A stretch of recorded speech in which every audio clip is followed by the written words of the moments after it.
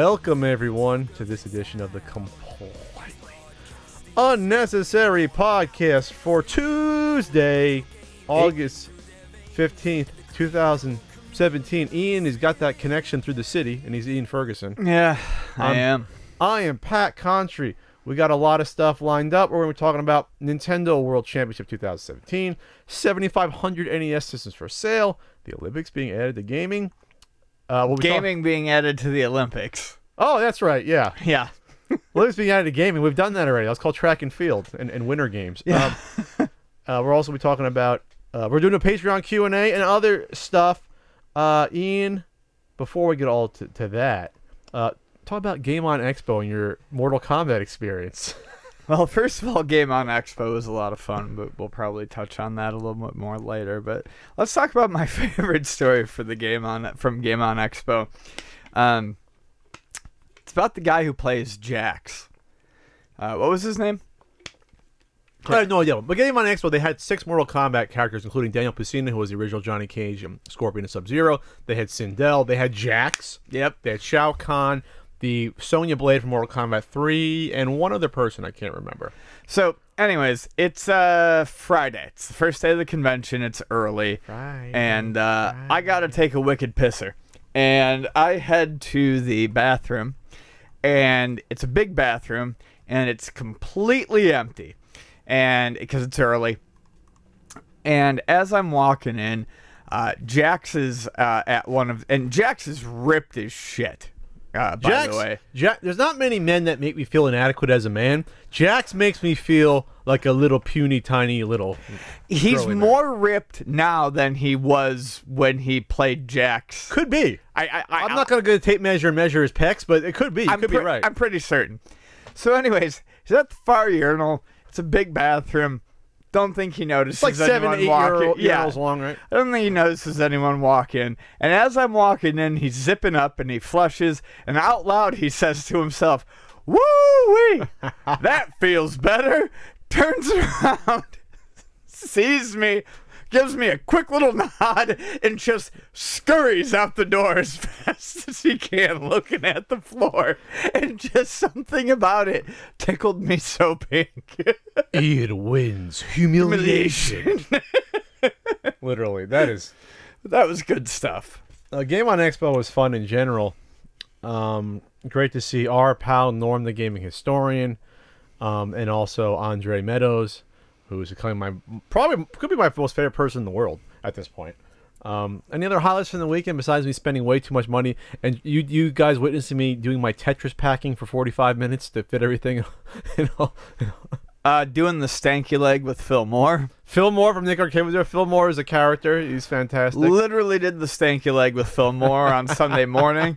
He jumped in front of the table and was like, "Good morning." And I was like, "Hey, Phil, how's it going?" And he just started going, "Stanky leg," and doing the stanky leg. I mean, I didn't know what to do back, so I just started repeating stanky leg, and doing the stanky leg with him. Have you ever actually had real stanky leg before?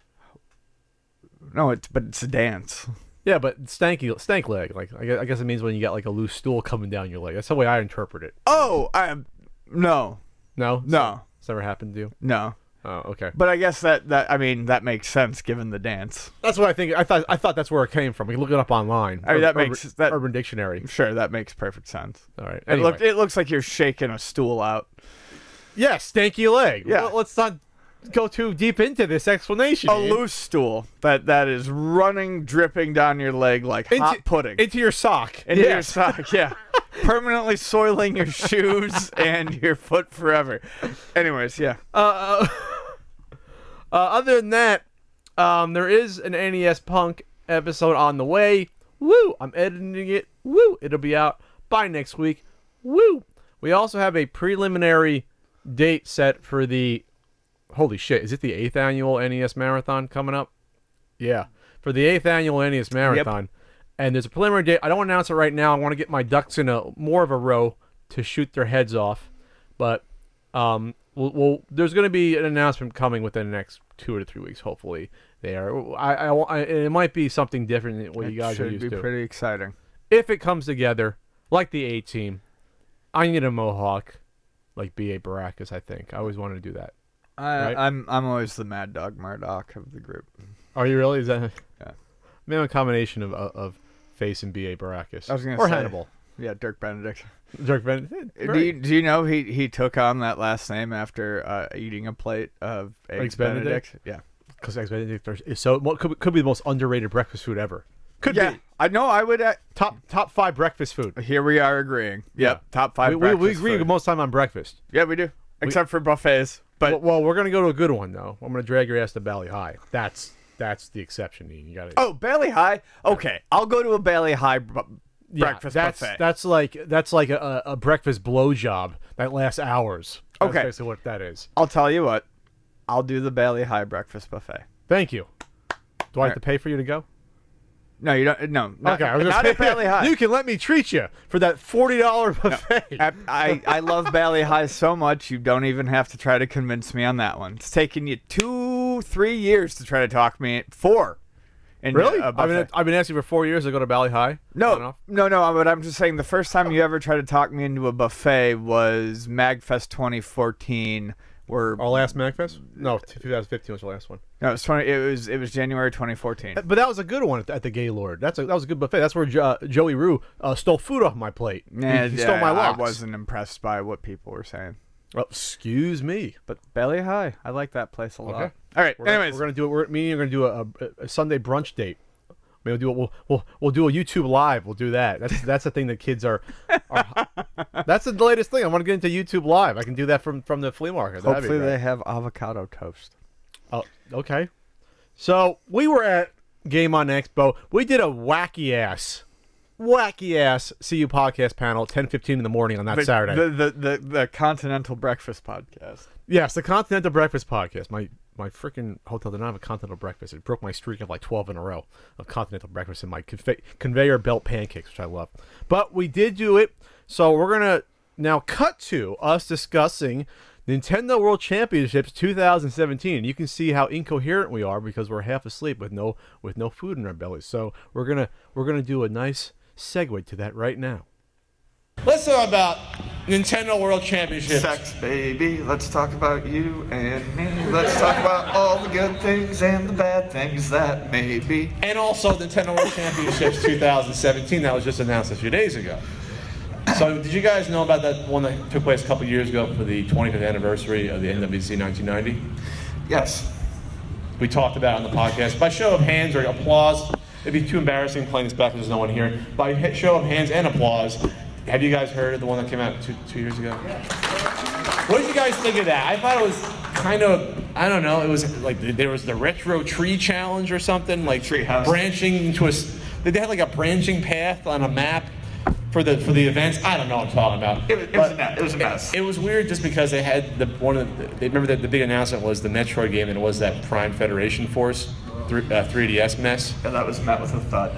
Did that game even come out? Did anyone buy that game? Who bought that game here? I don't know, Anyone? but I actually saw a copy of it come through the store the other day. Really? So one person bought it, at least. They bought that right here. Yeah. Oh, they have an NWC 1990 shirt on.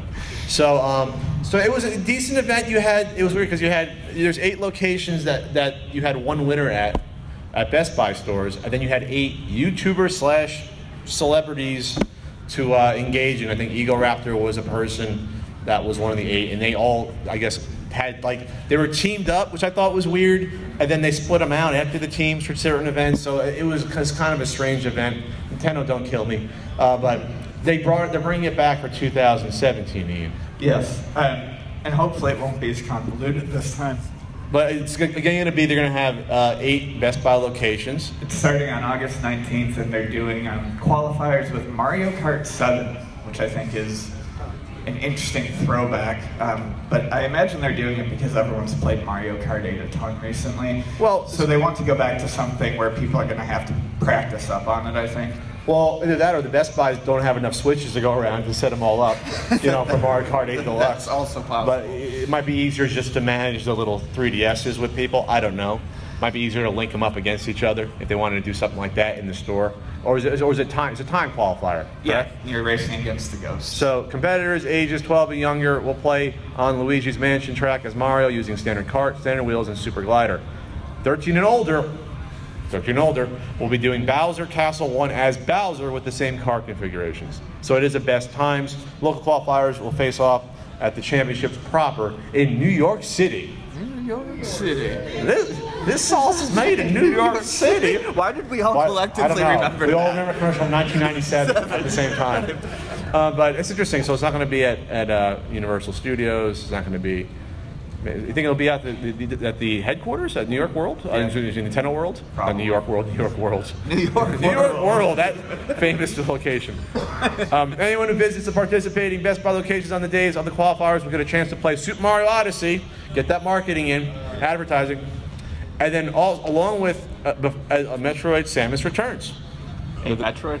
A Metroid 2 remake that's not a Metroid 2 remake. A Metroid 2. My Nintendo members can also receive 100 Platinum points by checking into the event with their QR code. They always got to get that in there, you know. Make sure you're using My Nintendo Rewards. Does anyone use My Nintendo Rewards? I still use it. Okay, well, what do you actually get from it? Crap, okay. I feel like they've just hooked a lot of people into doing it for no reason, because I haven't done anything since Club Nintendo. I miss going to the swap meet and finding the random DS games, open the case, and snapping pictures of the codes that weren't used. That was always good. I think I got a puzzle that way for free back in 2007. I did some nefarious means of gathering. So does it turn you off that, like the 2015 event, it's only in 8 locations? I think there's not even one in San Diego. It's LA, San Francisco, New York. You have the article in front of you. So you were holding it. Well, because you weren't looking at it. I was. I don't want to touch your grimy, non-case closed iPhone 4. You're a crude man. You're a crude man, and I don't like you. San Jose, Chicago, Los Angeles, Minneapolis, Dallas, Seattle, and Miami. San Jose, not San Francisco? No, not San Francisco. That says San Jose. LA was in there? Los Angeles.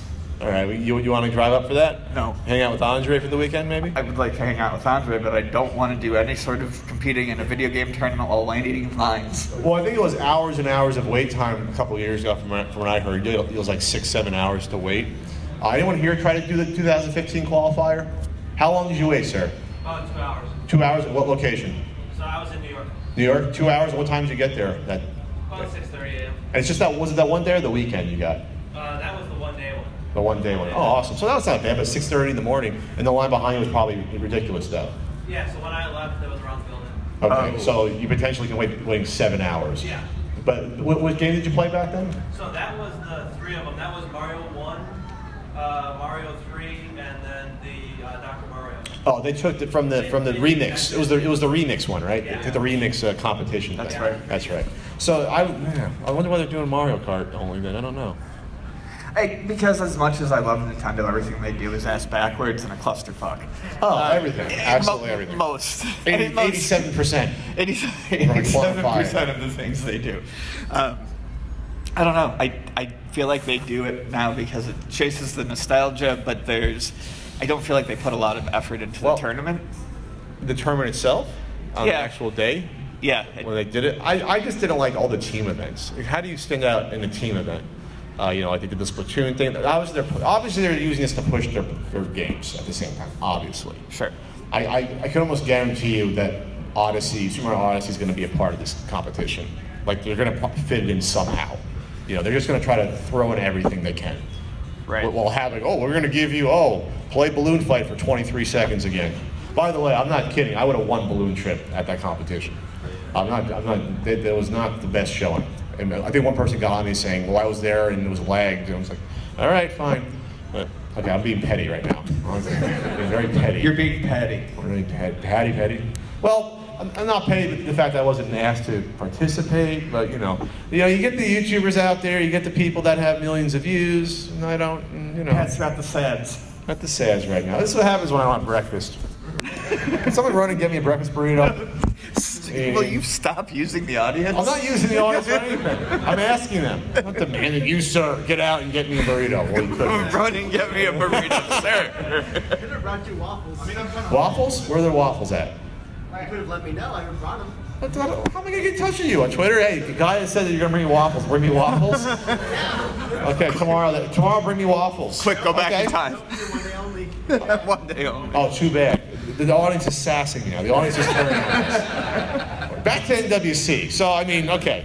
So when is this happening, Ian? It starts on August 19th, and then What's it goes through September, and then it happens October 7th. In New York City.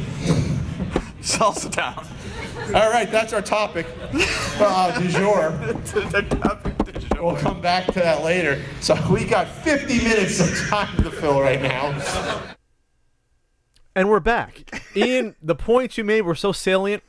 I tell you, at the 2-minute, 47-second mark, that was brilliant what you said right there. Yeah, and you really came strong with your opinions at about the 3-minute, 87-second point. I agree, Ian, but your counter at 4:29 was right on point. Okay. Ian, there's a really weird, as you crack your knuckles to get into it, really weird Craigslist listing out there. Yeah, this is okay. So this is very strange. So Craigslist. This is in Phoenix, actually, which is unique, just because that's where we just were. And it's titled "Unlimited Supply of Nintendo NES System Consoles." Could this have been a plan to draw us in part of the long play? This is part. This could have been part of the long play. Inside joke. This is part of the long play. A pyramid of NES consoles. So, it listed 3,040. Anyways, so it reads, I have over 7,500 Nintendo NES console systems for sale. That's respectable. I will not sell less than 50 at any single time. I sell them 2 ways. First is untested as is for 30 each, or clean and 100% for 45 each. Don't send me offers or trades, they'll be ignored. I can do a similar deal for DS systems, DSi, XL, Lite, Original, etc., and televisions, Ataris, etc. This is interesting. Who the It's hell is this strange. person that is stockpiling systems as if a nuclear war is going to happen? Right. It might at this point. I mean, in a bunker, 7,500. I mean, that's insane. You don't even need to knock the eliminators at that point. Just toss out the old console. All right. What's interesting to me though is the pricing. Just from a business perspective, we buy at Luna, for instance, we buy a Nintendo system from someone that, as long as we can see, even if it's flashing constantly and it's a pain in the ass, as long as we can get at least a flashing picture after a handful of tries, we'll pay $35 for it. 35, no hookups and controllers? No, with one controller and the hookups, we'll pay we'll pay 35. With one controller and the hookups, we'll pay 35, knowing that we have to put legwork into getting it good Clean. and going. Yeah. As long as we can see a picture, even if it's flashing or scrambled. Okay. Or we do 45 in credit. So, untested, given that Nintendos are generally fixable and repairable and just need some cleaning, it's not a horrible price, at least for a business, to me. I don't think that's awful. I think it's awful. No AC adapter.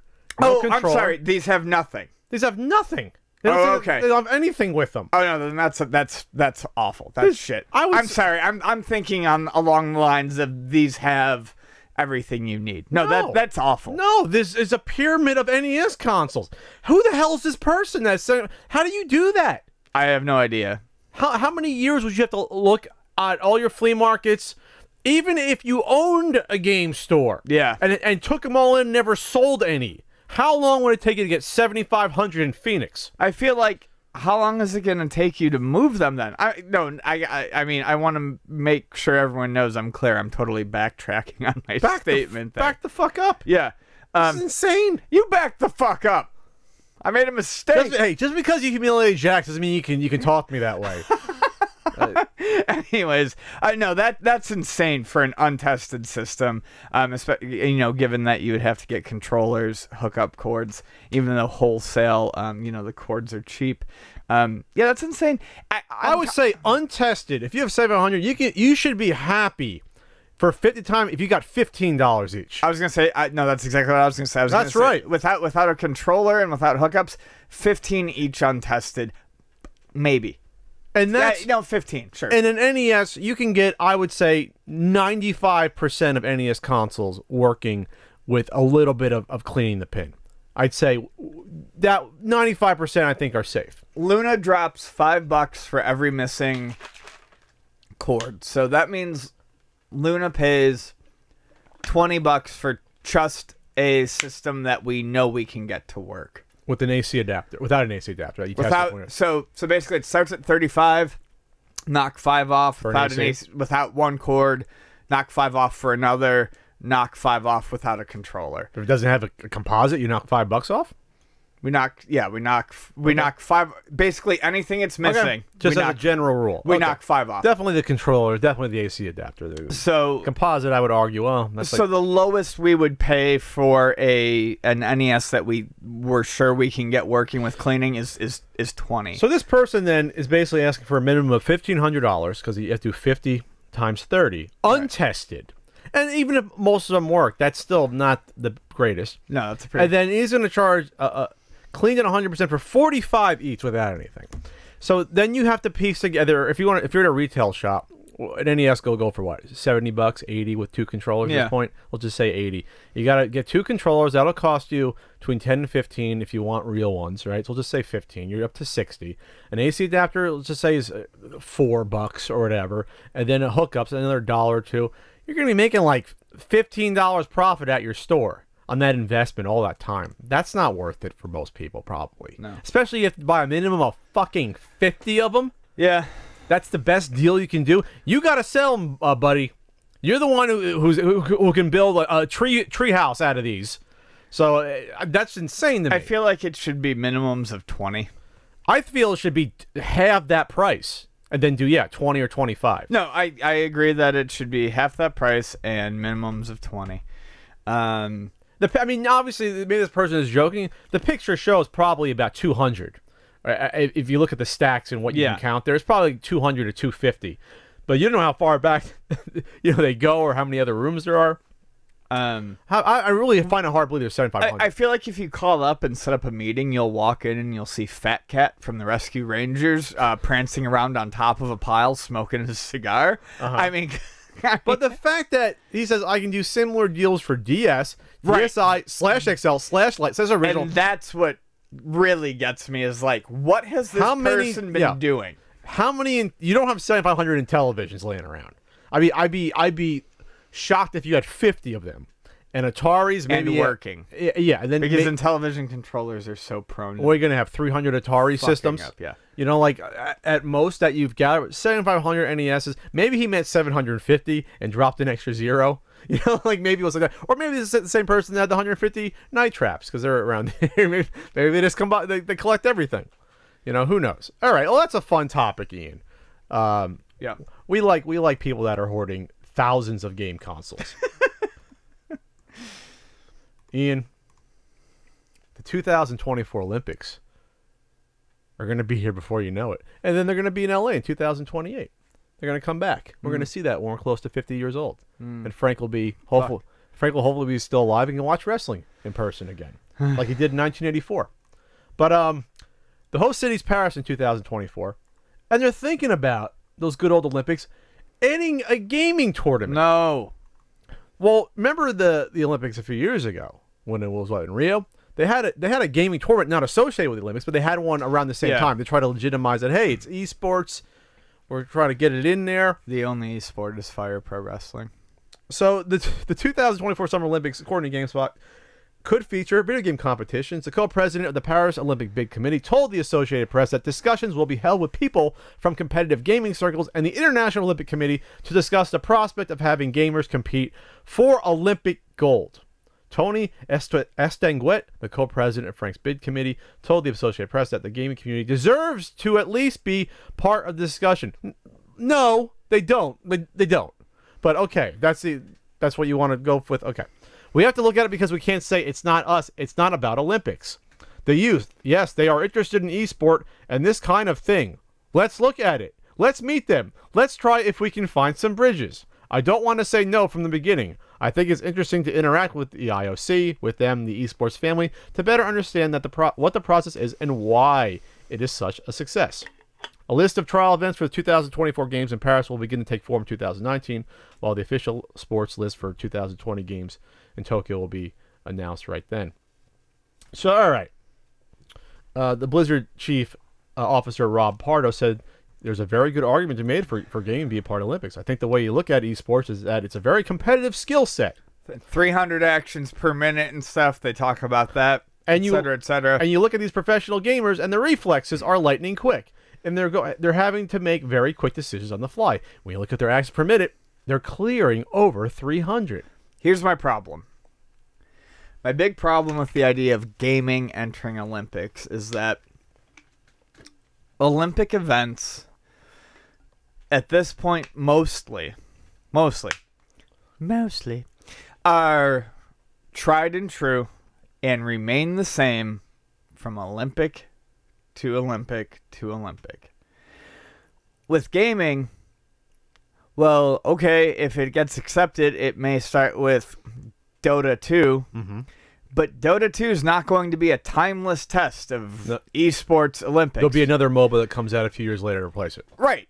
So same with the fighting game. So you don't have these classically trained athletes who are learning and competing in a traditional sport. And while I don't really give much of a fuck about the Olympics, at least there's tradition and heritage to the sports that are contained within the Olympics. Going back to ancient Greece. Yes. And while there have been new events added over time... And some taken away. They are more or less traditional sports that do not change over time and do not need updating. Esports would need updating. And that's not... To me, that's not... And like I said, I don't really give a fuck about the Olympics, but just for the sake of argument, that's not in the spirit of the Olympic Games. That's my issue. Sure, that's one of them. Like I said, I have other issues, but I think that's the most basic argument one can make against it. I think it's disrespectful to Olympic athletes. I just think on the outset, the fact that a video game can come out, you can say, well, you gotta be good at video games before that. Fine. A video game will come out, the next Street Fighter, the next year, then it could be in the Olympics. So I got to train in that game for 1 year. When these Olympic athletes have been training for 20 to 30 years for an opportunity to make it, I think it spits on them. I just do. I don't disagree. It spits on them and the effort they're putting in, and it's not fun. Playing games is at least fun every day. It's not fun to train your ass off every day in track and field and grind it out, and then maybe get an injury one day and your hopes are fucking dashed forever. Right. There's a high amount of risk when it comes to being an Olympic athlete, and those Olympic athletes in many of those sports are training purely for glory.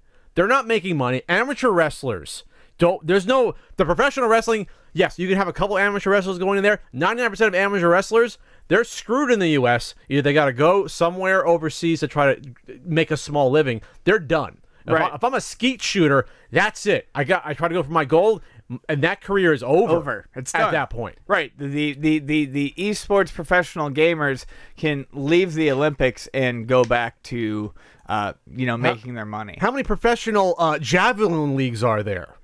And I mean, to be fair, I mean, just because someone will call us out in the comment section on it, yes, there's the USA, or there's the basketball players and the other major sports, teams that can go back. But that's the minority. But it is the minority of events, of Olympic events, where I just wanted to point it out because there's going to be that one person who's like, what? All right, show me that professional kayaking league, the two-person kayak that they do, yeah. Or the bobsled team that's making the big bucks. Biathlon, the skiing and shooting league. That was actually a Saturday Night Live skit where they had Nancy Kerrigan talking about her, going to the ice capades and making a ton of money with endorsements. And you have Rob Schneider, half his face blown off, who was a biathlete, and you had Norm Macdonald, who was a luge guy. It's like, yeah, I'm going to go back to working at the Home Depot, and yeah, that's what it is. Yeah. So I think it's disrespectful for those two reasons. The other way is when I talked about in general, whenever I talked about trying to follow a MOBA on TV, it's fucking impossible to follow what's going on if you don't know nothing about it. Some of these are going to translate to TV extremely poorly. When you watch these first-person shooter team games on TV, they go back and forth between both teams and one player at a time. You can't possibly follow that. Only people who play those games follow them. The only, and I'm not making an exception for this or saying that this would, or I would watch this or make an exception for this in Olympics, is fighting games are always fun for me to watch. Yeah, I can watch that. I can watch that. I can watch fighting games and figure out what's going on because it's one-on-one. Because it's a fucking fight. But a MOBA, Yeah, but a but MOBA, absolutely not. And they couldn't even announce it properly when I was watching on ESPN on what is it, the fucking dorm tournament, whatever the hell that was. And then forget about first-person shooters because you're never seeing all the action at one time. You just can't. That's just the nature of it. You know, so as much as we want to see people getting bronze and silver medals for Splatoon in the future, I don't see it's happening for those reasons, as we stated. I'd love to see Vonnie get gold in the U.S. for Splatoon, but yeah, I mean... He comes up with some roses and gives it to her on the stand. Yeah, exactly, but no, just... No. And that's not and we're not trying to belittle the quote-unquote e-sports athletes or whatever. That has nothing to do with it. Because there's a lot of skill with that. There is skill. It's not... I've done somewhat competitive gaming, not professionally. They're different beasts entirely. Yeah, then if you do that, and guess what? Then you can make the argument that, all right, then chess is trying to get in forever. I don't think chess should be in the Olympics, but I will put chess in way before a video game. Exactly. Because chess has been played for thousands of goddamn years. Yeah, I would put chess in. I put in fucking snakes and ladders. No. Which became shoots and ladders. Shut up. Been played for thousands of years. Shut it. Mahjong? No. Oh, he had to think about it. No, I wouldn't, because I mean, on the same level of poker, the best mahjong, the stat is something like the best mahjong players only win 34% of their hands or something like that, just over a third. Just like poker. Yeah. Poker, exactly. if you win 25%, you're great. There's skill to it, but a lot of it's reading. I mean, there's still a good percentage of luck there. Yeah, that's an open up the door. You're going to have poker then in the Olympics. You're going to have board games. You're going to have fucking laser tag. I'm sorry. Well, laser tag at least is athletic and strategy. I mean, all right, fuck it. I'm laser tagging it. Laser tag should be in there before any of the other ones. Let's laser tag it. All right, this is an interesting story. It's an interesting product. Hyperkin seems to be pumping out things we're talking about every month, whether it's like a Game Boy adapter for your smartphone or what have you. How about the Save Wizard for PS4, Ian? The first and only save editor for PlayStation 4. Save Wizard for PS4 allows you to cheat on your save, allowing never-before-seen amounts of money, max ammo, character stats, and more. It's a save editor allowing you to cheat on your saves. They are not pre-made, unchecked, poor quality saves with alleged cheats uploaded by others. These are in-house produced and tested cheats, which you can apply to your save at any point and any time. So you can help beat the game or breathe new life into a forgotten classic. Optimized to work with your PlayStation 4 without the need to do illegal modifications, Save Wizard for PS4 is an easy-to-use program. All you need is a PS4 with the copy to USB storage device function enabled. A PlayStation Network account may be required to activate this. A computer running Windows 7 or higher with internet connection and any compatible USB drive not included. Supports all regions apart from Japan. So there you go, Ian. You're going to copy your save from PS4 to any USB drive, insert it in your PC. The software is going to detect your supported saves, and then you're going to apply the cheats there and I guess put it back onto your PlayStation 4. Yep, exactly. It's becoming far away from Game Shark, right? This is weird to me because since the PS2, basically since the advent and the release of the 360 and the PS3, and I guess you could even say the Wii, since the advent of online gaming, whether it's been forbidden through TOS, and I don't know if it has been, Terms of service, or not, you have not seen actual cheats, actual cheat editors on these systems. And I think it's largely because of two reasons. One is they don't want people, getting trophies and showing off. Sure. Without getting it. Excuse me, Jesus. The other is I don't think they want people to have unfair advantages online. Well, sure. That's the main thing. Yeah, well, yeah. And that's my bigger concern. Yeah, if you can hack your save game, yeah, you can unlock, I guess, all the achievements, right? All the trophies, but then I guess you can then level up your character for online play, right? You can basically bypass the need to play the game fairly or regularly. However, when you look through the list of supported games, There's 123 right now that are supported. It looks like it was last updated on August 12th. And 7,843 cheats total. when you look through the list of games, I think they somehow might be bypassing the list of supported games. I think they somehow might be bypassing any problems because I'm not seeing any online heavy games here. I mean, there's Dark Souls 3. If you look at the cheats, you get max souls and max items. So that could be detrimental to online play, but you're not seeing any like Call of Duty cheats or anything like that. So it's interesting to me because this is the first time we've seen, at least without a hack. Without a hack. That's the big thing. Without a hack, you're seeing a like I said, a cheat. It's not really a device, but cheat software that does not require a hack that allows you to actually apply a cheat. And by what I mean actually apply a cheat, it's not a save game you're downloading from someone who's already unlocked everything and you're using it as your own. Supposedly this is actually applying an actual cheat to your already existing game save. It's interesting also that they did go out of their way, it appears, to avoid online heavy games. I don't know how I feel about this. There's Ultimate Marvel vs. Capcom 3. There's Ultra Street Fighter 4. Well, let's see. There. I mean, you want to see what it is? You want to run through it? So, from Ultimate MVC 3, max player points, unlock all gallery, battle data, max wins, no losses, no draws, max longest win streak, max hyper combo wins, max time over wins, max perfects, no cheap wins. Does that affect your online, like what is displayed?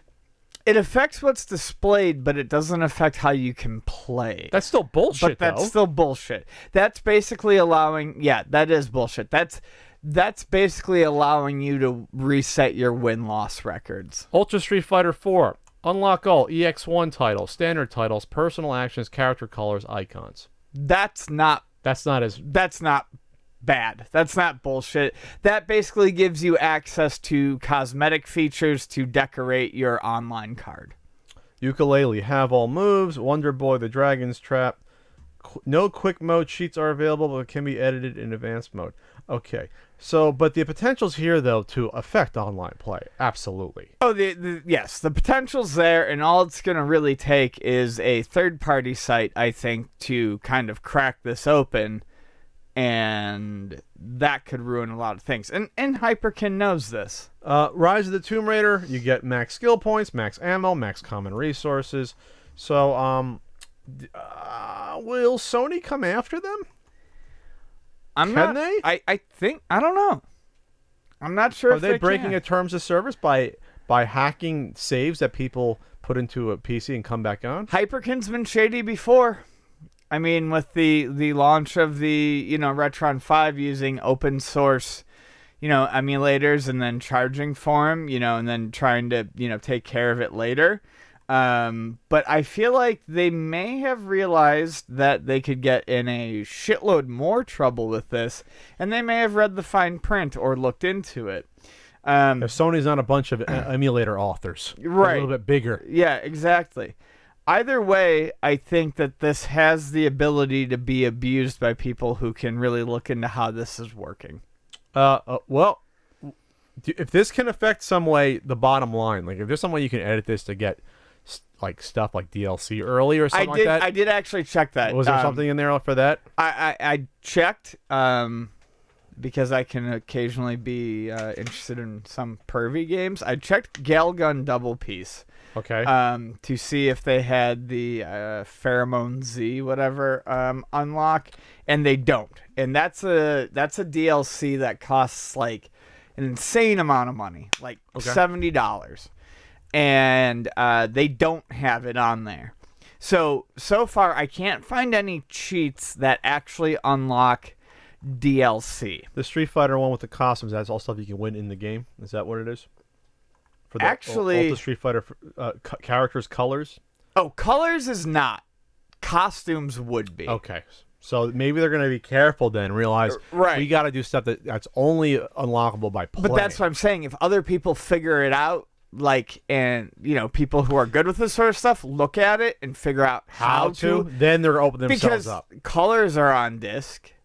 DLC for Galgun is on disc. Those costumes were known to be on disc, unlockable. So if someone else figures out how to use this and manipulate this Sony software, will come after them. Sony could come after Because them. if they start then unlocking time DLC stuff to get it early or something, you're going to have these publishers throwing a freaking fit. What it also might do, though, humorously, is stop publishers from doing the fucking on-disc DLC. On-disc DLC. Bullshit. Sure. But at that point, then, you know, you're going to hear about this. Hyperkin's always walking a very fine line, and I mean, we make use of their products, but at some point they're gonna get themselves into some fucking hot shit. Yeah, I would say that as a cheat device, there's always gonna be cheat devices out there. If you're doing this for achievements, though, I mean, yeah, I guess if you don't want to play through a game to get everything, oh, there goes my nerd. I mean, I have no problem with cheating on single-player games. Like, that's one thing. You're not online, though. But not if you're doing online. And that's breaking terms of service when you're doing it. For goddamn sure. If you're doing it online, it's definitely breaking terms of service. Just like if you're using, rapid-fire controllers and shit online, they can, if they detect that, they can, give you a temporary ban or a full ban or something like that. Sure. Just very disappointed that huge oversight. There's no Danny Sullivan's Indie Heat cheats at this point in time. Because it's not on the PS4, which in and of itself is a very large oversight.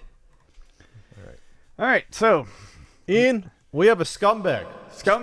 Seller. Before we get started, a quick. We have to now address the current scumbags and the past ones. So we called out that one up retro for hawking the fake gold cards. And I guess they went off on us. Someone said on their Facebook page saying, they're just sad because they're pushing that other NWC repro. Yeah, the problem, the difference is which there's a small difference here that we point out. We'll point again because you're fucking. I mean, stupid. it's only a tiny. It's a tiny difference. You fucking idiots. But it's that you are trying to make yours look legitimate. That can be used to scam someone else, whereas you missed it because we fucking said it clearly on the last podcast. The other ones don't look legitimate. They cannot be confused by even someone 10 feet away. That's the difference. Are a different color, and they come in a translucent shell. Am I speaking slowly enough for you? They look nothing like the original. And then someone said, well, that's like going after a knife seller if you end up stabbing someone. So fuck off. Really? You're compared to someone selling knives, selling something that's a counterfeit item. That's what you're doing. Something that's going to be used to deceive people. By the way, you can stab someone with an NWC card, too, if you hit the right area in the ribs. You talked about cracking someone's ribs open before. We won't say who before in the podcast. Anyway, we have a scumbag seller of the week. Week. And who is it, Ian? It is Enchanted_Eric. Probably not 8-bit Eric, let's hope. No, I don't. I don't think so. So what are they selling? What is this Enchanted one selling? Well, they appear to be... This one's twofold. This is great. Starting bid is US 1 cent. They list this as they are selling a Jason vs. Freddy NES hack ROM. Okay. That would be bad in and of itself. Yeah, that would be scumbag worthy in and of itself. Yeah, that would be scumbag worthy in and of itself, and we've covered that. The fact that selling ROMs is awful. But if you go down a little bit further, just a little bit further down, and you read the description is one sentence. You will receive a link to the infamous Jason vs. Freddy NES ROM hack video YouTube. So they're gonna give you a Link to a to a video. YouTube video. But why is it? I never heard of an infamous ROM hack before. Did it kill someone? Did it do something dastardly that we don't know about? Is it haunted? Freddy Does it play the brown versus note? Jason NES. I just typed in Freddy versus Jason NES, and there's, I don't know, 12 videos that came up immediately of Freddy versus Jason, Donkey Kong Edition, NES hacks, another NES hacks. You have Mr. Paku Paku's one. You have the LGN Defender playing it. You have K-Box playing it. So this isn't hard to find. It's there. You know what isn't hard to understand? Making repros of NWC gold cards that look just like the NWC gold cards Pat, that could potentially be used to trick someone. Pat, you're just doing it because you're afraid of affecting the value of yours. That's why you're using your podcast to protect the value. Scumbags. That's what I'm doing. It's always fun, though, to look at what they're also selling besides. I'm just curious what gets in the mindset of selling, let alone a fucking counterfeit game, but from selling a fucking YouTube link. Wait, I'm confused now. Which scumbags are we talking about? I don't know. They're all. But this seller, Enchanted_Eric, is selling a $3 off Cool Cigarettes carton coupon. Oh my god. A Blue Apron, $30 off your first delivery gift card. Well, we love Blue Apron. Proud sponsors of the CU podcast. Hey, Blue Apron. Use code, was it blueapron.com/Pat, is it, or CU podcast? It's one of those. Naked Wines, $100 voucher. And then a mini ping pong table dollhouse miniature model. Oh, very adorable. A Grizzly tobacco coupon as Grizzly well. Snuff, $7 off.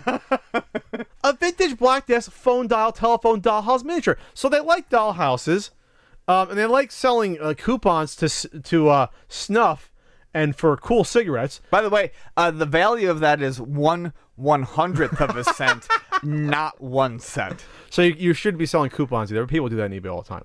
Red Seal Long Cut Tobacco, $3.75 off. It's currently at 11 cents with 2 bids. You gonna get in on that? Yeah, I am. I'm gonna start chewing tobacco. My favorite is probably the New York City Metro Card souvenir collectible. It's a Metro card. I don't know if it's a souvenir. It's just a Metro card they brought back from their New York City trip. This stuff's made. Probably the favorite thing is the Marvel Universe Series 1 wax packs. I love the Marvel cards. Those were great. So anyway, so this is just hilarity ensuing every second. So Enchanted_Eric, I do like the miniature ping pong table for dollhouses. Maybe I'll get into dollhouse collecting at some point in time. But for not even for the ROM hack, for a YouTube link, trying to get that off. Jesus Christ, trying to pawn that off on someone, which is ridiculous. I mean, unless they are themselves playing it, that might be funny. Like, here's my link to it, but I don't think that's happening. So anyway, any other words here? I want to play this ROM now. Maybe we'll play it on a certain NES charity marathon in the future. I don't know. Maybe we should get into making gold NWC cards. We should, because it's totally ethical and fine. It's a victimless crime, though. Yeah, it's victimless. Okay, what's going on here, Ian? I don't know, some stuff. Dollar Shave Club, Ian. Oh, Dollar Shave Club. You know what, Ian? You like to shave her once a year. I miss the Amish Ian days. Well, we're getting there. I'm going to shave again, but you know what you want to shave with? Dollar Shave Club. It's a high-quality razor at an affordable price. I have the Executive. It's 4 blades. Comes with 6 cartridges. It's $1. $1 with free shipping. No commitment. You can cancel anytime. And those 6 shavers can last you a decent amount of time, depending on how often you want to replace those blades. There's the Humboldt Twin with 2 blades. Anyway, you go to dollarshaveclub.com/CU podcast. Ian, you should go there just because you might shave again. Someday. But, there's other body parts besides your face to shave. You get that unibrow. Sometimes your ears get hairy. Got pits and legs and arms. Are you a swimmer? You got to shave with Dollar Shave Club. I use electric razors for those parts. Oh, do you really? Yeah. More information I want to know. You brought it up. Dollar Shave Club's going to love this read. Yeah, they got the Executive. It's $1. The 4X, which I believe has Which one's the Executive? The Executive has it's 6 blade cartridges a month, and you get 4 stainless steel blades on one of those. The 4X is also has 4 blades, and the Humboldt Twin. I think 4 blades is overkill. Just give me 2. That's there See, too. I'm a twin. I'm a twin, man. 2's good enough for you. I'm a twin, man. Yep, always have been. Go to dollarshaveclub.com/CU podcast. Start with any razor for $1. No hidden fees. Cancel anytime. No commitment. Free shipping. Tell them Pat and Ian sent you. Well, there's no one to tell you. You'll be screaming at your web browser. Loot Crate, Ian.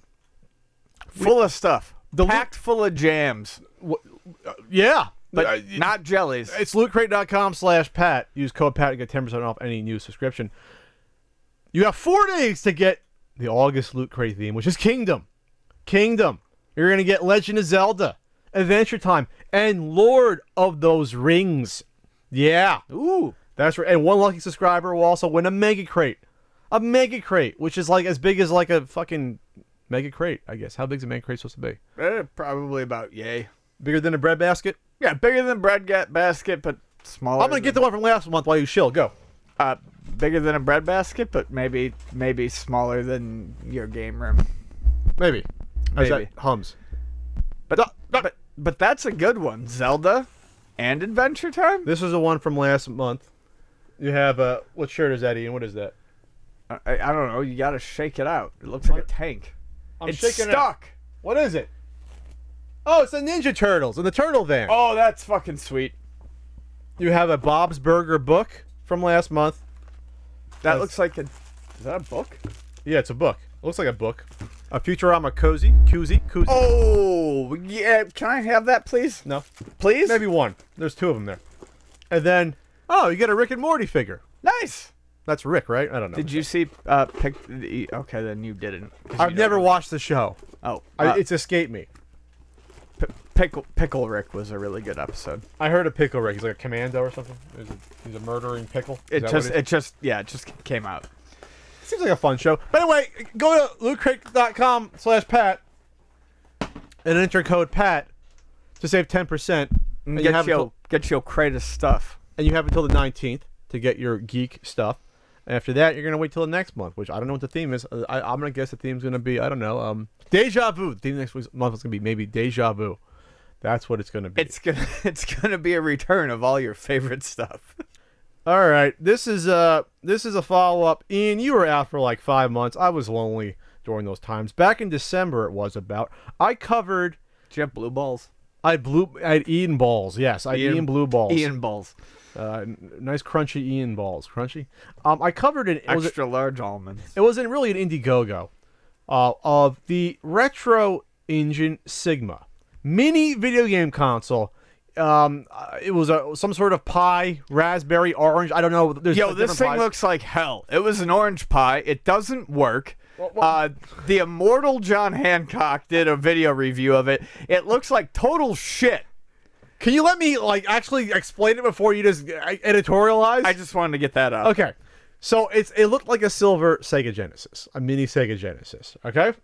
Yeah. As seen on VentureBeat, Nintendo Life, Gizmodo, Kotaku, everyone covers these. Hey, can you people stop covering these bullshit fucking repackaged fucking retro pie and Cody fucking devices? It's dumb. You make yourselves look fucking stupid. They never work as they're supposed to out of the box. They're cheap. They're junk. You think every single one is the fucking next Messiah. Anyway, so this raised a lot of money. This raised... Because you idiots keep fucking covering them. This raised $626,892 off the back of fucking idiots who are susceptible to fucking advertising and websites. Well, they need stories, Ian. They have the deadline to meet. They have to have 20 stories, every day. These writers. Hey, it looks like a little Genesis and it's silver. It's cool. Buy it. It's gonna play all your old retro video games. Well, at the time I said this is no big deal because this is something you can just get off the shelf. As you can buy your own retro pie itself, the one that's branded with the little NES case. What is that? Only like $40 by itself? I don't know, but $30. But at least that one uses a Raspberry Pi, which is reliable. No, do these and heavily supported. This uses an Orange Pi, which is a fucking knockoff. It's not supported. It's not even a real Raspberry Pi. No, it's an Orange Pi.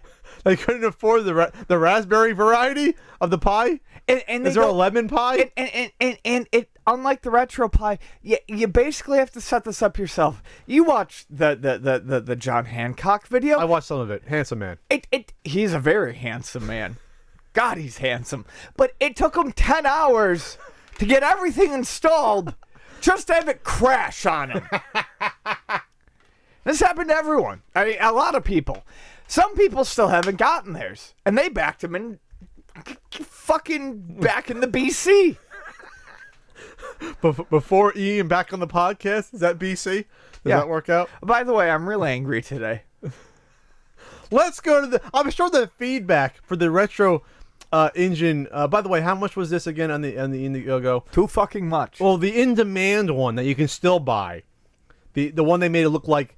Well, I guess it's supposed to be somewhat of a 2600. It looks like the radiator from a '72 Buick Oldsmobile, like knockoff. It's $79 plus shipping US for this. Oh my thing. God! Come in your own mouth. That includes the retro engine Sigma, an AC, a dual stick analog controller, a pre-installed 32 gigabyte micro SD card, which we'll get to later, which I believe has to be the card you use on the system. From the feedback I was looking at, you can't use your own prefabbed one. Say you had, I'll just take it from my Raspberry Pi and throw it. No, you can't. You can't. Well, a lot of these things you have to use. A lot of these things you have to use what's actually in there for like your BIOS, but and with this one, I mean, to give it a fucking positive spin, you can use a micro SD USB adapter to add additional memory for the games you can't fucking play. Let's look at some of the comments on the Facebook page of the Retro Engine. I'm sure it's all positive. I'm sure it is. Their last update, by the way, was July 12th when the first units, I guess, started to go out. I'm still waiting on mine on July 29th. Shipped from Tonga? Really? Why is that? I thought that was funny. I thought that one was good. A lot of people can't get video on their screen because it's particularly sensitive to the video mode you set it to. After 10 hours of installation, like our I'm just gonna call him our pal John Hancock, even though I've never met him or talked to him. But you did an interview with him. I did the Not So Common podcast. Thanks for the semi-plug, Ian. You're welcome. Watch that podcast. A lot of people have had that problem where they get through the installation and it just hangs. And they said constantly that it was a custom board. Yet when you finally install everything, it just says Retro Orange Pie. It's just like no, it's off the shelf. It's off the shelf.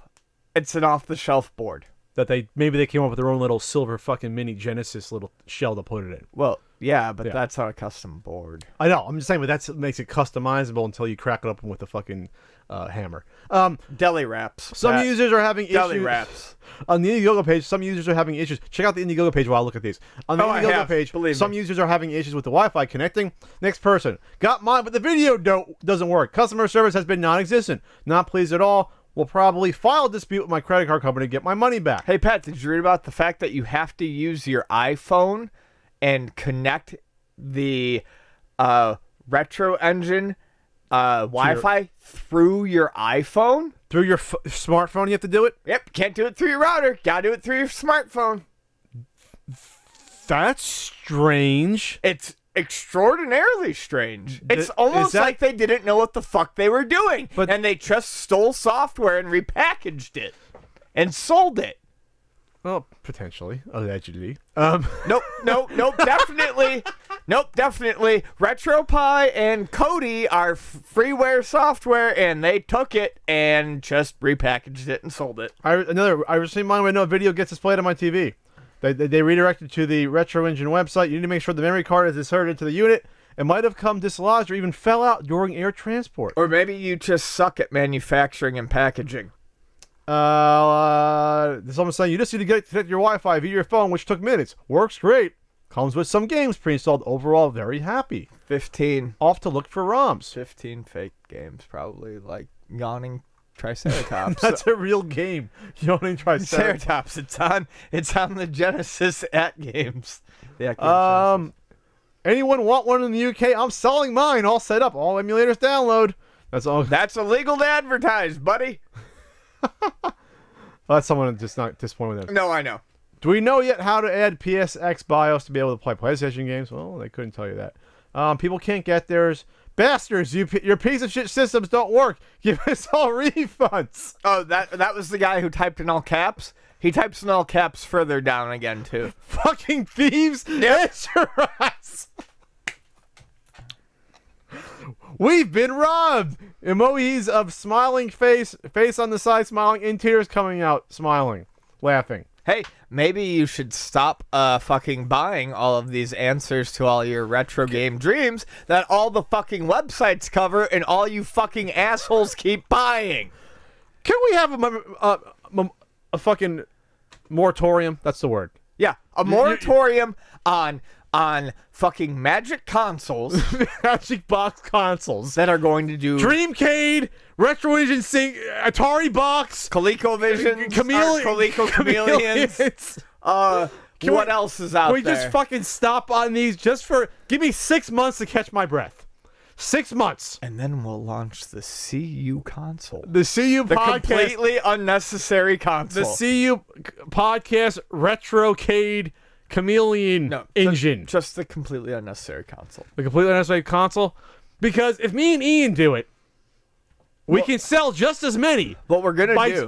By taking the same open source emulators, getting the same Raspberry Pi boards, and throwing it into a fucking plastic box. This is what we're going to do. We're going to get a Raspberry Pi board. Okay. Okay. We're going to put RetroPie on it.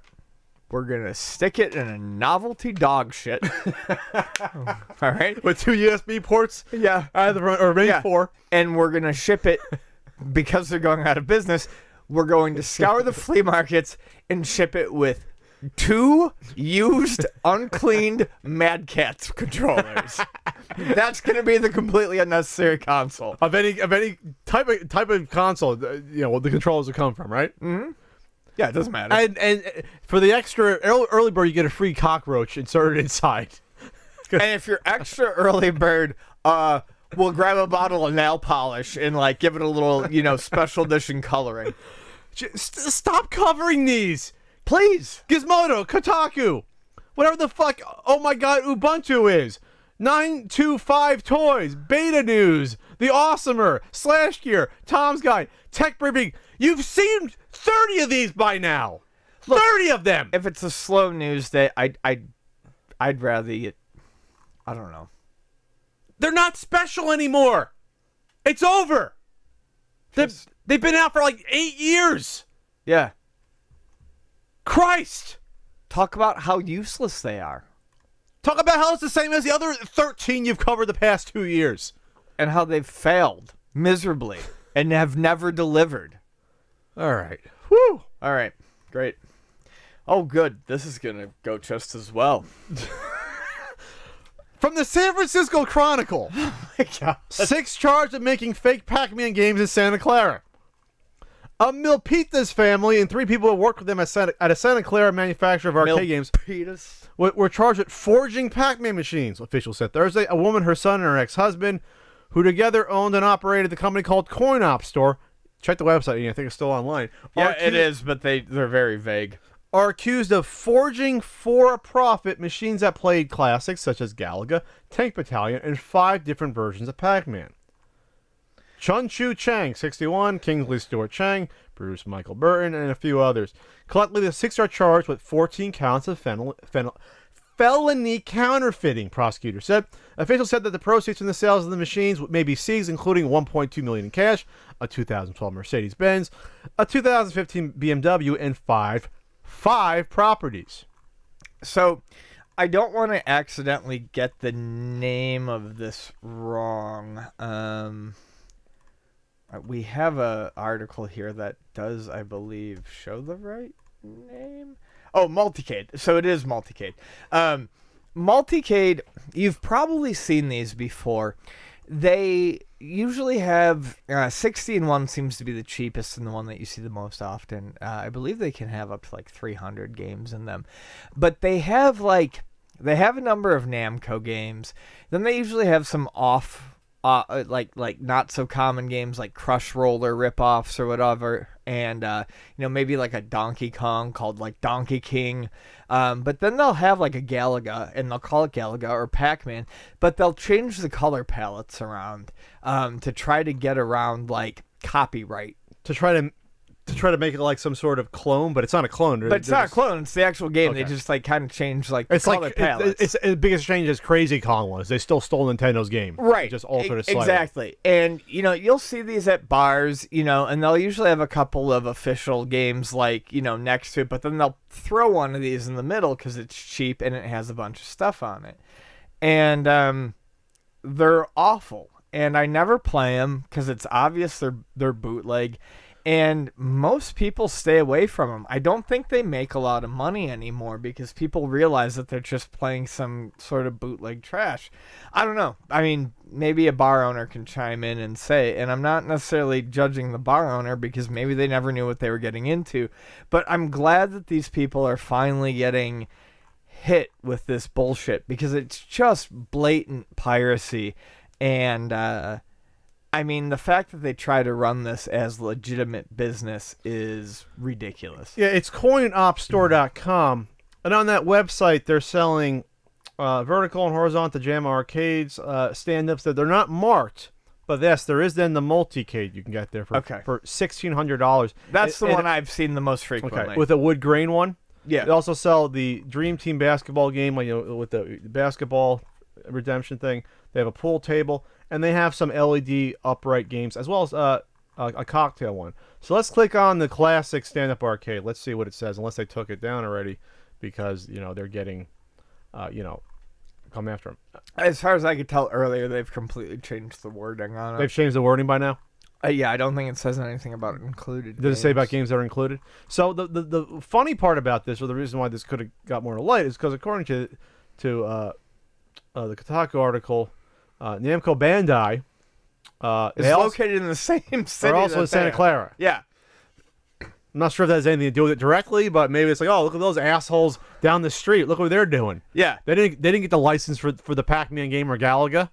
Fuck them in the ear. So they're not. I guess the San Francisco Chronicle article has them saying they're fake Pac-Man games. It really should be them going after they haven't licensed the games that they're including in these multi-cades. That's more accurate. Yeah. It's not like they're making a Pac-Man stand-up arcade machine. They're making generic games like multi-cades that include these games, and now they're getting taken down a peg. Yep. Because I guess you can go the route from other companies and actually get them licensed. You can license the packs of games out and make it totally legit, and I guess they didn't. Yeah, and like I said, I've seen allegedly. Them. I won't say where, but I've actually seen them at bars in San Diego, bars that I like. And the colors are just all wrong. They're like pale greens and like gross colors. And they're thinking that's going to be enough to slide by. Right. And I mean, they play just like the originals. It's just everything is off about the palettes and stuff like that. All right. Well, this will be interesting because if this goes through, you're going to have other companies make sure they cross their T's, dot their I's when they're making similar machines and make sure their games are licensed entirely and not using maybe even, copyrighted like material, like artwork and things like that nature, make them totally generic to begin with, and making sure that obviously the games are licensed from the actual companies that own the copyrights. Right. All right, Ian, this could be the best or the worst thing ever coming. I think it might be it could be in between. Could be in between. Could be Action Park-esque. Basically, you've heard about Action Park in New Jersey, the Horror Tales. Yes. Which I think they brought that back. It was closed for like 15 years. They brought it back. So, anyways, the title is fucking clickbait, but it says Super Mario Kart Racetrack is coming to Niagara Falls. Canadian side of the falls, by the way. The U.S. side of the Niagara Falls is a place you would never want to walk barefoot because you might get a crack vial in your skin. Unless you want that sort of thing. Well, some people have interesting fetishes. But they are building a Mario Kart-esque racetrack. And so Hoco Limited, a tourism and resort company, is making one, and they're almost finished with it. And it's called Niagara Speedway. It's first of its kind and largest in North America. It has a 4-story corkscrew. Now, this is for go-karts. 4-story corkscrew, multiple elevated coaster sections, and it's expected to start testing this fall and open next year. So this thing's like 50 feet above ground, parts of this. Yeah, it's insane looking. And along with the racetrack, there are some whatever. So that doesn't matter. It's interesting because it does literally look like a Mario Kart track. Yeah. Honestly, and it does probably take some inspiration from Mario Kart. When you look at most go-kart tracks, you have two types. You have the more serious ones that are the speedier ones where you kind of have to have like I don't know if you have to have a license, but you have to take like a test lap and pass like a brief. Okay. There's one in San Diego, actually. Oh, really? Yeah, it's it's like an oval course, and you have to pass like a brief test, to be able to go out, and then you get to go out and do your race, and then and they're speedier, and then you have your normal go-karts, and some of those are just like flat, figure eights, or you might get like a slight raise and a bridge or whatever. I've never seen anything this complex and interesting before. Yeah, they gotta get permits for this. It has to be make sure this is safe. I would try it if I knew this was safe. The guardrails on some of this though are just look like singular metal, like the metal ropes, like it looks like like much thinner than you would see it at the zoo, keeping lines back from you, and then little rubber tires. So someone could potentially die on this ride, which I guess is part of the fun. Well, this is like 30 minutes away from my home in my hometown of Buffalo, and I mean, just now today, I'm not really afraid of dying. So if it was open today and I was home, I would totally go ride on this. I mean, it looks like a shitload of fun. Yeah, and we're only looking at pictures of I'm looking at the picture. There's one picture of the entire track. Well, no. These are photos of the one, if you look at the article, these are photos of the one in Branson, Missouri. Oh, so this one already exists?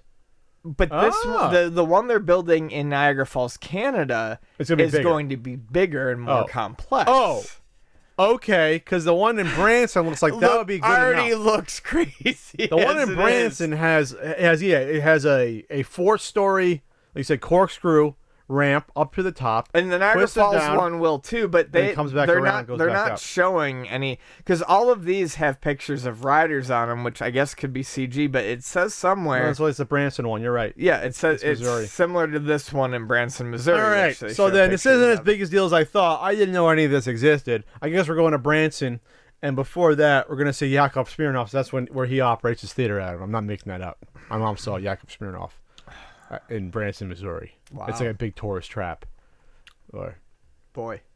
And Mario Kart in Russia track races you. Yeah, there you go. There you go. I was trying to think of something like that, and you got it before me. I'm clever. Not that was hard. Ian. Yeah. That's it, fruit. Oh, God. It could be the greatest invention ever. It could be. It could be at this point. And we're not... Look...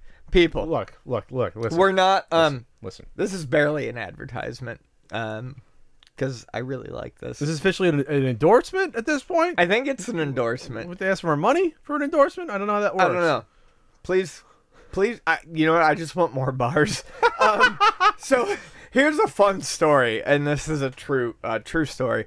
I thought I was out of bars. What is That's It Fruit, Ian? Okay, That's It Fruit. That's it. It's fruit. It's a fruit bar. It's a fruit bar. 100% fruit. No additives. No preservatives. It's just fruit. They have like apple, pineapple. It always starts with an apple. Apple binds it together. That fiber, I'm guessing. Yeah. So you got like apple cherry, apple strawberries, or a grape one. Apple mango. Mango's good. Apple blueberry. Yeah. I know all of them. Because you've eaten them apple all. pineapple. Apple pineapple. Because I will eat every single one of them. I ran out of. I've always eaten them because, like I said, I think the last time, Vonnie used to always get them for me in these little Starbucks lunch bags. We're not advertising Starbucks, whatever. And when we got our original boxes for this promo, I squealed because I like this. So we went through them very quickly. I gave some to my friends, like I think I said in the last segment about these, pregnant and whatever. And I was like, here's some healthy stuff.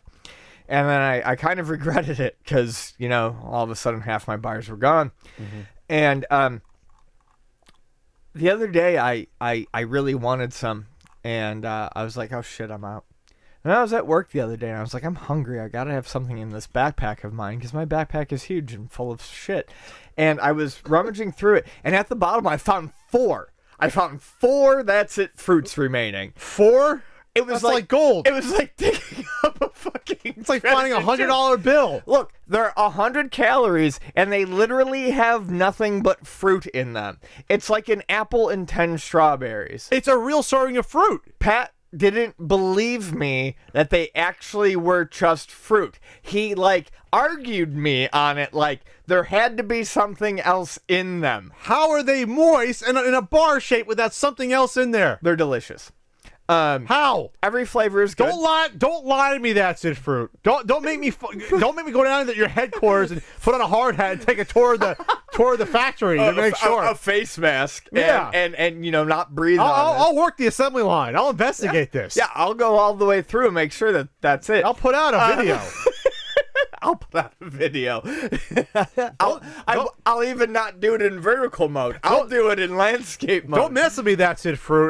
We were on a limb now. Vonnie likes pineapple flavoring, but she doesn't even like actual pineapple fruit, and that was one of her favorites. So anyways, allergen-free, vegan, gluten-free, low calories, non-GMO, no added sugar. It's a real serving of fruit. And 100 calories, and it's fucking delicious. Before this gets sexual, we'll just end it. But it's kosher. Yeah. I mean, that's it. That's it, fruit. That's it. Before we get hot and bothered. Don't make a maniac out of me. Nope. That's it, fruit. I'm trusting you on this. That's it, fruit. Oh, use code CU Podcast at that'sitfruit.com and save 10%. Yeah, get some. Show them that we're either...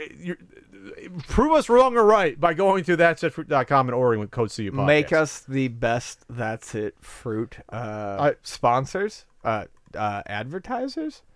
I don't know. Whatever it is. I don't know if I can handle this anymore. It's too much That's It Fruit for me. I'm barely wrapping my head around this concept still. Send me more That's It Fruit. Yes. Ian. It's so easy. Ian, anyways, Ian, yes. it's been an interesting week in the world of crowdfunding for controllers. There's 2 we're going to talk about real quick. We're going to bundle this. This is a bundle topic. The first one is the all controller for PC. It's a Kickstarter. It's already well funded. It's from Digital Depth Inc. It's got 1,500 backers. It just went up while I'm talking about it. 30 days to go. It's a USB controller that touts playing any game in the universe. And it has, it looks like your typical, 70th generation video game controllers that we're in. You got your crosshair, you got 4 triggers, you got 4 face buttons, also you got 2 analogs in the front. You got triggers on the back too. Triggers on the back too. And what's interesting about this, which I think is what the draw is, because there's been a ton of similar style controllers you can get for the PC. It's got an LCD panel on the front. Sure. And what I think is interesting about it is it allows you to set up customizable profiles for different games. What's interesting is that it has its own internal software for setting up these profiles. And for customizing. For me, this is interesting because as a PC gamer who plays a lot of older titles or more obscure titles like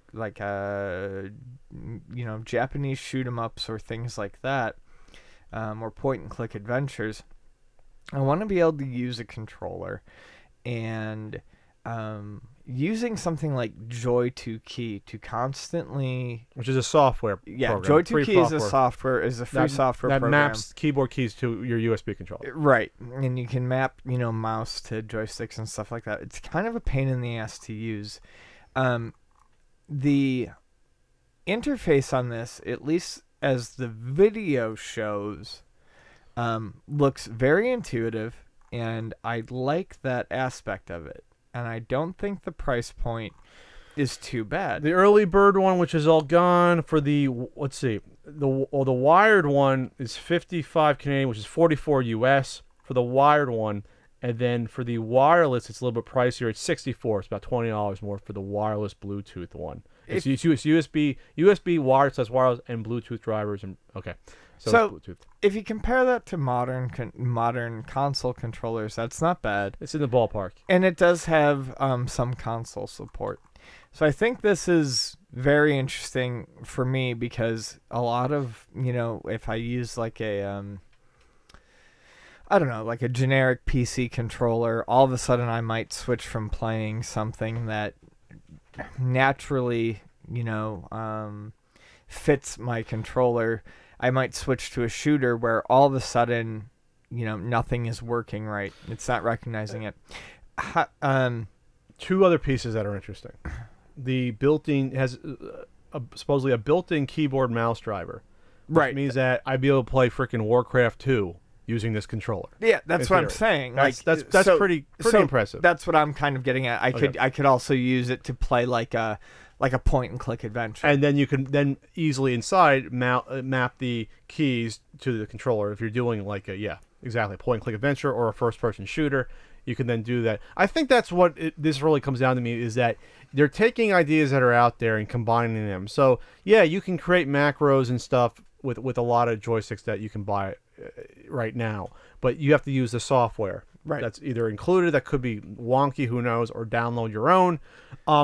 Stuff like this, like adjusting the dead zone and the joystick sensitivity. This isn't new stuff, but having it built into the joystick LCD just makes it probably a hell of a lot easier to get up and going. Right, because you don't need outside software. Yeah. It's all internal. It's updatable. I think even the trigger sensitivity you can even do. Yeah, that's pretty cool. This is all very cool to me.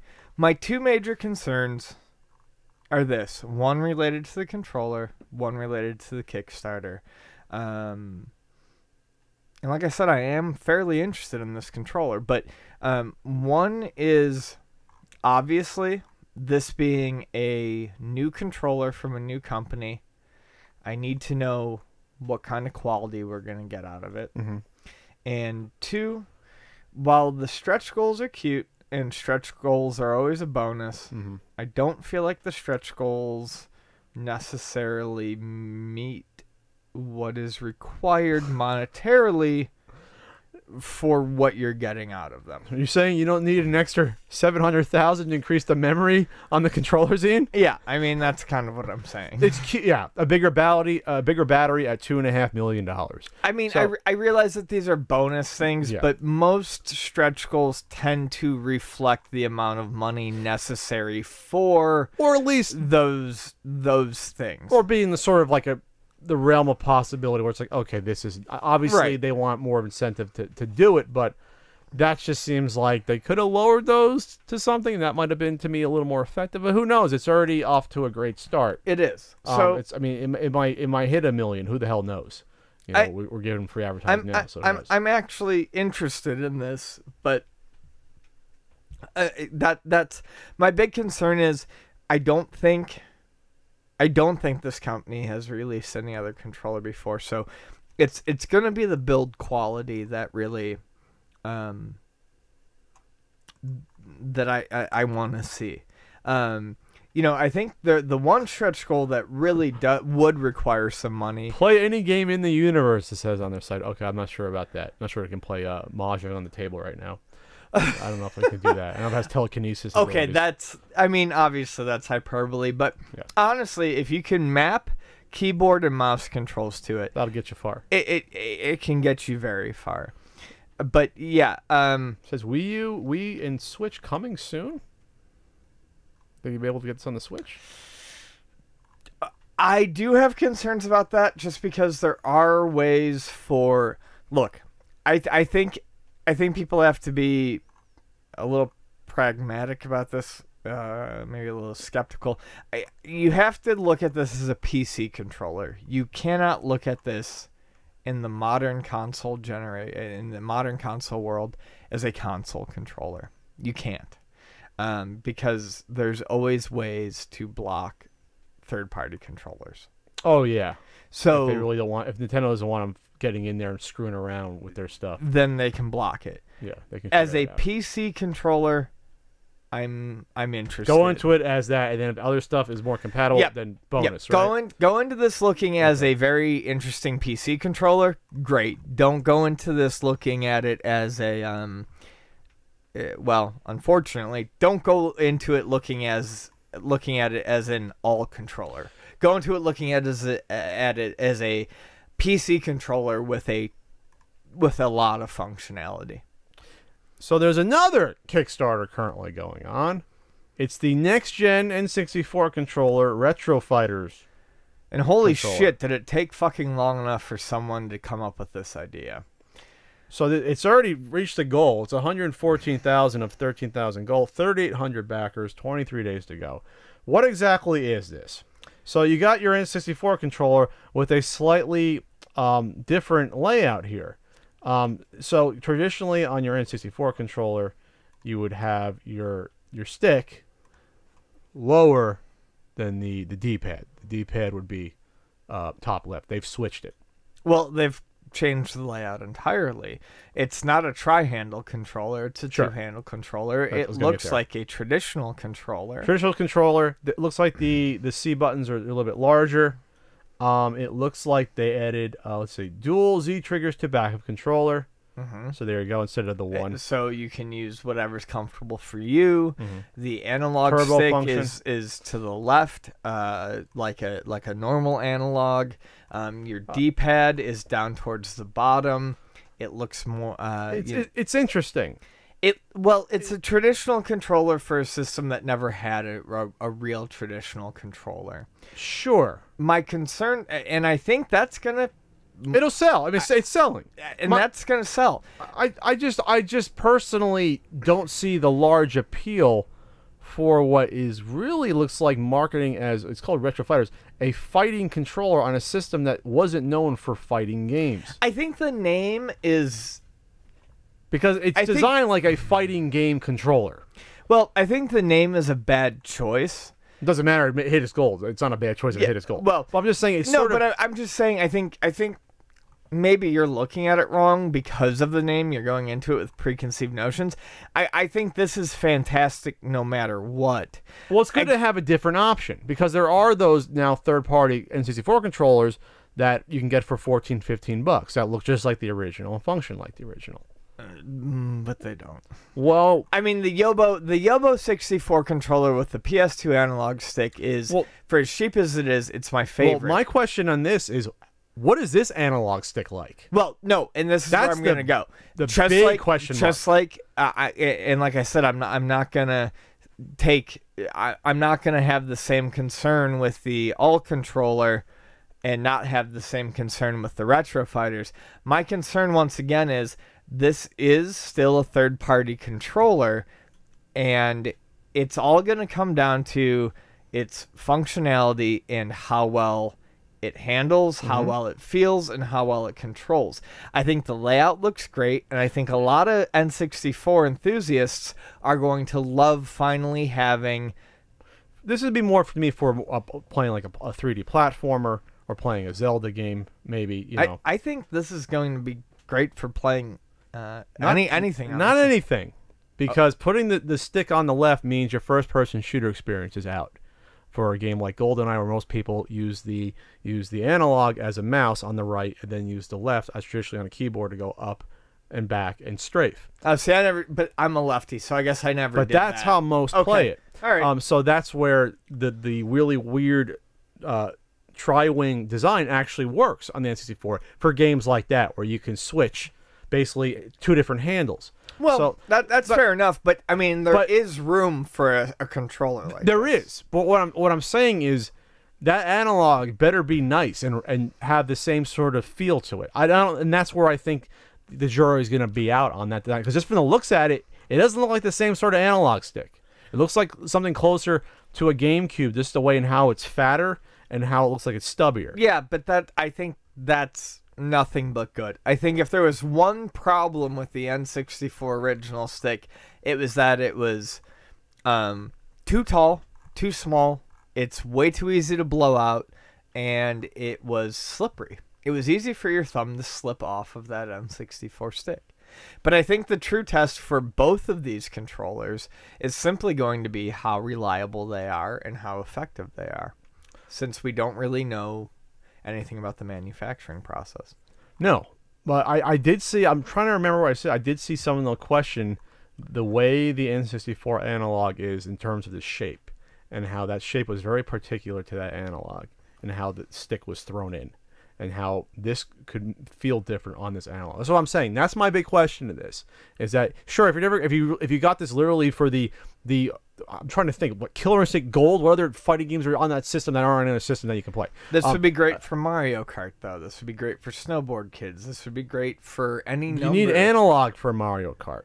If that analog does not feel right, toss it. Right, but what I'm saying is as a person who manages Luna video games, I've Two locations, San Diego. Yep, 2 locations, San Diego. Come by, say hi. As a person who has converted so many people over to the Yobo controllers that use an analog stick, circular, just like this, it hasn't affected many people's playstyles. Okay. So I guess that's the standpoint I'm coming from. This particularity to this fucking shitty, slippery. It's not slippery. There was grease and Cheetos on your thumb. Not much. That stick is shit. I can't remember how many times my thumb actually slipped off it. I'm being totally honest. It's I'm not a garbage I'm not trying to be contrarian. I honestly don't remember me playing GoldenEye and my finger slipping off the top of the joystick. All right. I just don't. But it's just uncomfortable and garbage. I'm just thinking this is going to be one of those controllers that this isn't going to be your one-stop shop controller for N64. I don't think it's going to replace the other layout. This is going to be a specialized controller for specialized games, and you're going to have to go back to your other one and play certain games. That's just my guts telling me that. But of course, I got to use it first. But you know what my gut's telling me? Neither of us really like the N64, so it doesn't really fucking matter. We don't hate the N64. It's just we don't. I don't hate the N64. I'm pretty sure you've said some things more negative about it than that in the past. Yeah, it was probably during the marathon where I was half asleep. All right. Anyways, it's time for a Q&A. Is it really? Yeah. All right. Q&A time on the CU podcast. We'll do 2, then we'll do our Patreon Q&A segment. This is at Anti-Soulless. What would buying games look like if GameStop went under? Underwear, underground? No. Like the French Resistance? No. Went under as in fucking bottomed out and closed down. They're not going to start machine gunning people. I think that answer is pretty easy. I think you are looking at what a lot of people are doing now, which is Amazon. Amazon Prime, where you get the discounts earlier. I think you would get a lot of people pre-ordering or ordering off of Amazon, doing eBay buying for older stuff. I think you would see a resurgence of mom and pop shops. If GameStop went under, I think you would see distributors more willing to cut deals, because this would hurt distributors as well. Because they'd have to find different avenues for those games. Yeah, distributors would absolutely be fucked. They would lose. If GameStop went under. Think about all the GameStop stores. Yes, they can still do it to Best Buy and the big box stores, Target, Walmart. But there's a lot of GameStops. If you could walk into a Best Buy or something like that, and you see how many copies of it, because Best Buy. If you've ever gone into a Best Buy where they don't have copies of a game on a shelf, and you ask them, hey, do you have any in the back? The answer is always no. And they don't have many copies of a game on the shelf at any given time. So it's not like Best Buy is ordering a ton of copies.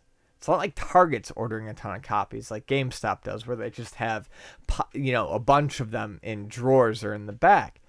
So if GameStop went under, these distributors are only selling minimal copies to the other chains. So they would have to suddenly become far more amicable with their independent resellers. So you would probably see a rise in independent game shops, but I think you would also see a much larger number of mail order sales. From where you think? From like places like PlayAsia? No, I think Amazon would become just one direct. I think Amazon would become one of the bigger direct. They're getting there though already. They are, but I think they would also place a much larger focus on making sure you got that game on release date. Okay. And I also think, based on top of that, you would see street date become looser, so that Amazon could send things out maybe a day earlier to account for delays, so that everyone got things on street date, but if they got them before, oh well. Looser like that stanky leg stool? Like that stanky leg stool. When you say there'd be a rise in independent game shops, you're talking about shops that would be catering more towards just new games? Yes. And you think it'd be viable to get into that business? What would the margins have to look like on all the new games in order to make any sort of money on that? They'd have to look like probably $12. That's it? 12 to 15. You sure? And that's all you're carrying in the store? You think you can get away with it? I'm thinking they had to be closer to 20. No, they would have to be. No, you're right. 12 is I've been taxes? drinking away the pain of today. I was gonna say it would have to be like 20. Yeah, it'd have to be like 20. But would the distributor be able to make that deal? I think I still wouldn't think there'd be enough leverage, because like I said, because if GameStop went out of business tomorrow. Okay, let's look at it. Let's look at it a different way.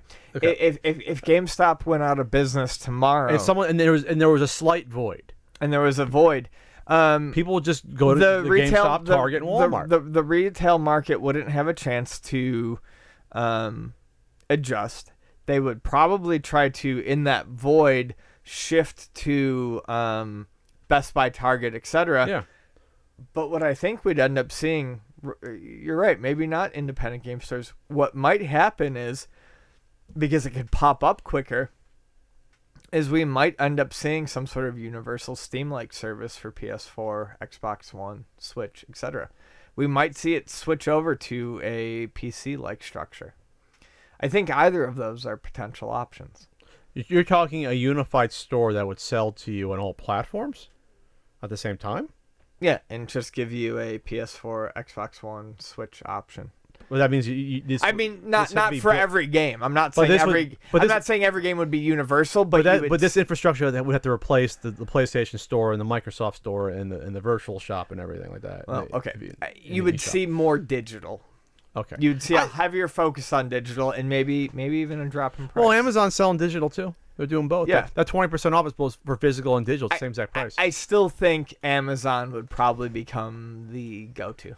All what Amazon has to do, the 20% off is and I know Best Buy has their sale too, but the 20% off is making me look at buying games that's a big discount for a brand new game. And it makes me look at purchasing a game through Amazon that maybe I wouldn't necessarily purchase outright. Yeah, you're getting. I'll take a risk, maybe. You're getting $12 off, and you're going to get it like in a day, and you have the first week or two to decide. That's a big competitive advantage that GameStop can't match, for example. Now, in terms of bundles, I think Amazon still has to do those bundle packages or those buy it at GameStop, pre-order it, and you unlock the shotgun that blows someone's face off. Power to the players. Like Amazon will probably, like for example, when LA Noir came out, there was a Target pre-order special. Sure. There was a fucking Walmart one that got you different missions. There was a GameStop one, and there could have been a Toys R Us one. I've noticed that's died off. That's died off because I was pissed about that. I wanted every mission in LA Noir, and I still haven't played them all back then. I have to piss like Clydesdale. Does that mean we're gonna end this topic early? Yeah. This I think we've said what we can about this topic. So okay, but like a Budweiser horse. Go piss. I gotta go. Go piss, Ian. Got a couple more to go. Yep. Ian's back from his little pee break. I think I churned up a dead goldfish from 2 tenants ago. Did you find Jackson there? Yeah. Woo-wee! Ian asks. Hi, Pat and Ian. Do you guys think replacing a dead battery in an old game cartridge affects its value?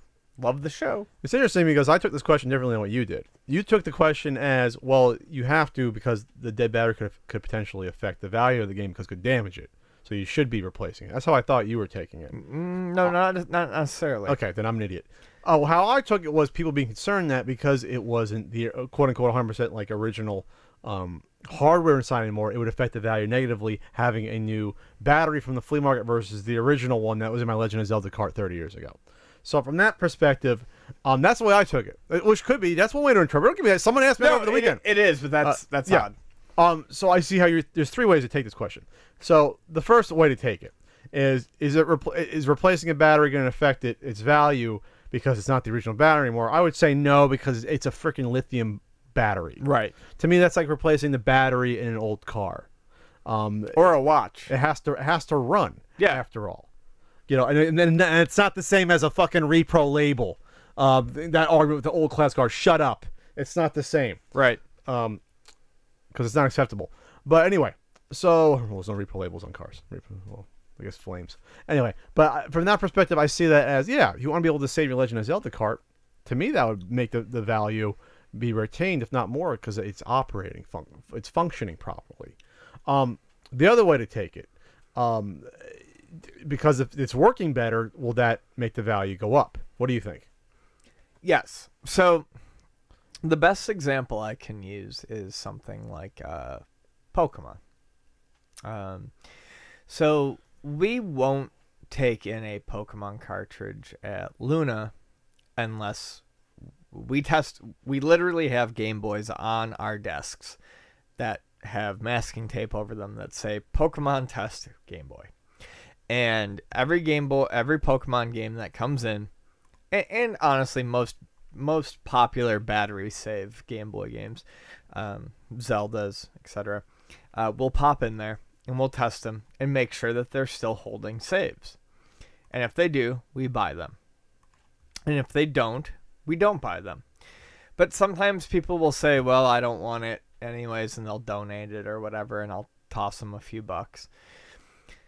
But, so, you know, a Pokemon game that's still holding its battery save, will charge, you know, like $30 for.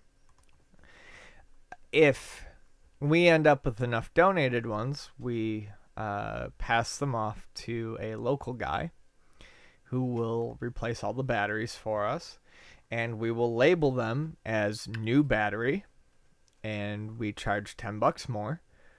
It's about $5 for the battery, and we pay the guy $5 for the labor. Okay. And he's more than happy to do it. And, you know, we buy the batteries, we pay him $5 for the labor. Well, you know who he is, but I'm not going to mention him. You can take a wild guess. I can guess. Yeah. So he does it, and people snap those up way quicker than they snap up anything They feel else. more secure. They feel more secure. And we offer a warranty. Because we're actually playing those games. Yeah, we warranty those. If the battery goes bad on that, we warranty those differently than other games. If the battery goes bad on that on those within 90 days, we'll take them back and we'll exchange them. We'll replace the battery. But people still feel more confident, especially with a copy of like Pokemon Gold, Silver, or Crystal, which has a running internal clock and drains the battery faster. Yeah. They will take that fresh battery over, even though we guarantee that, yes, this came in with the ability to hold saves. They will take that Gold, Silver, and Crystal with a fresh battery for $10 more than they will one that just came in that we tested and know that holds the save.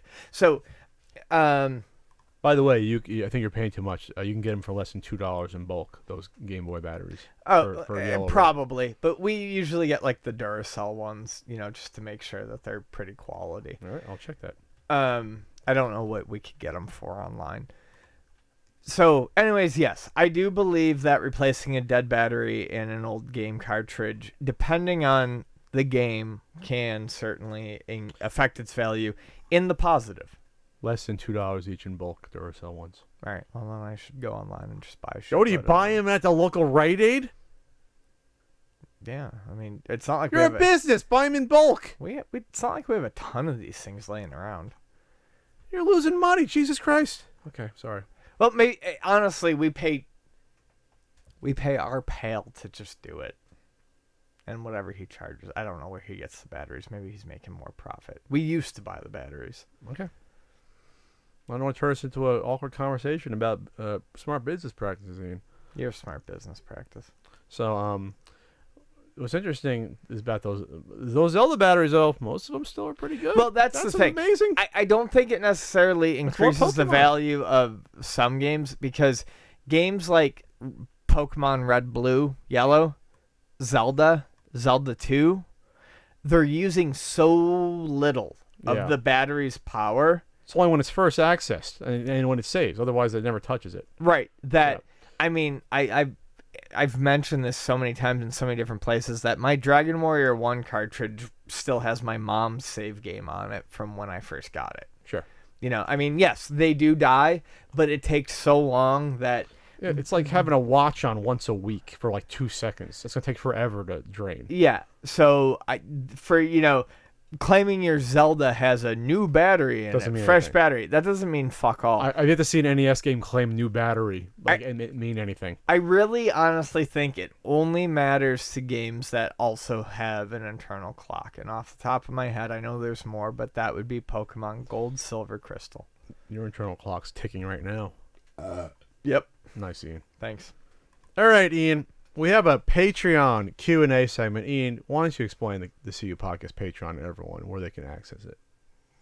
You go to www.patreon.com/CU Podcast. Yeah. You don't need that www. You don't need the http:// I just needed a moment to think. Because last time you didn't know where our Patreon was. Yeah.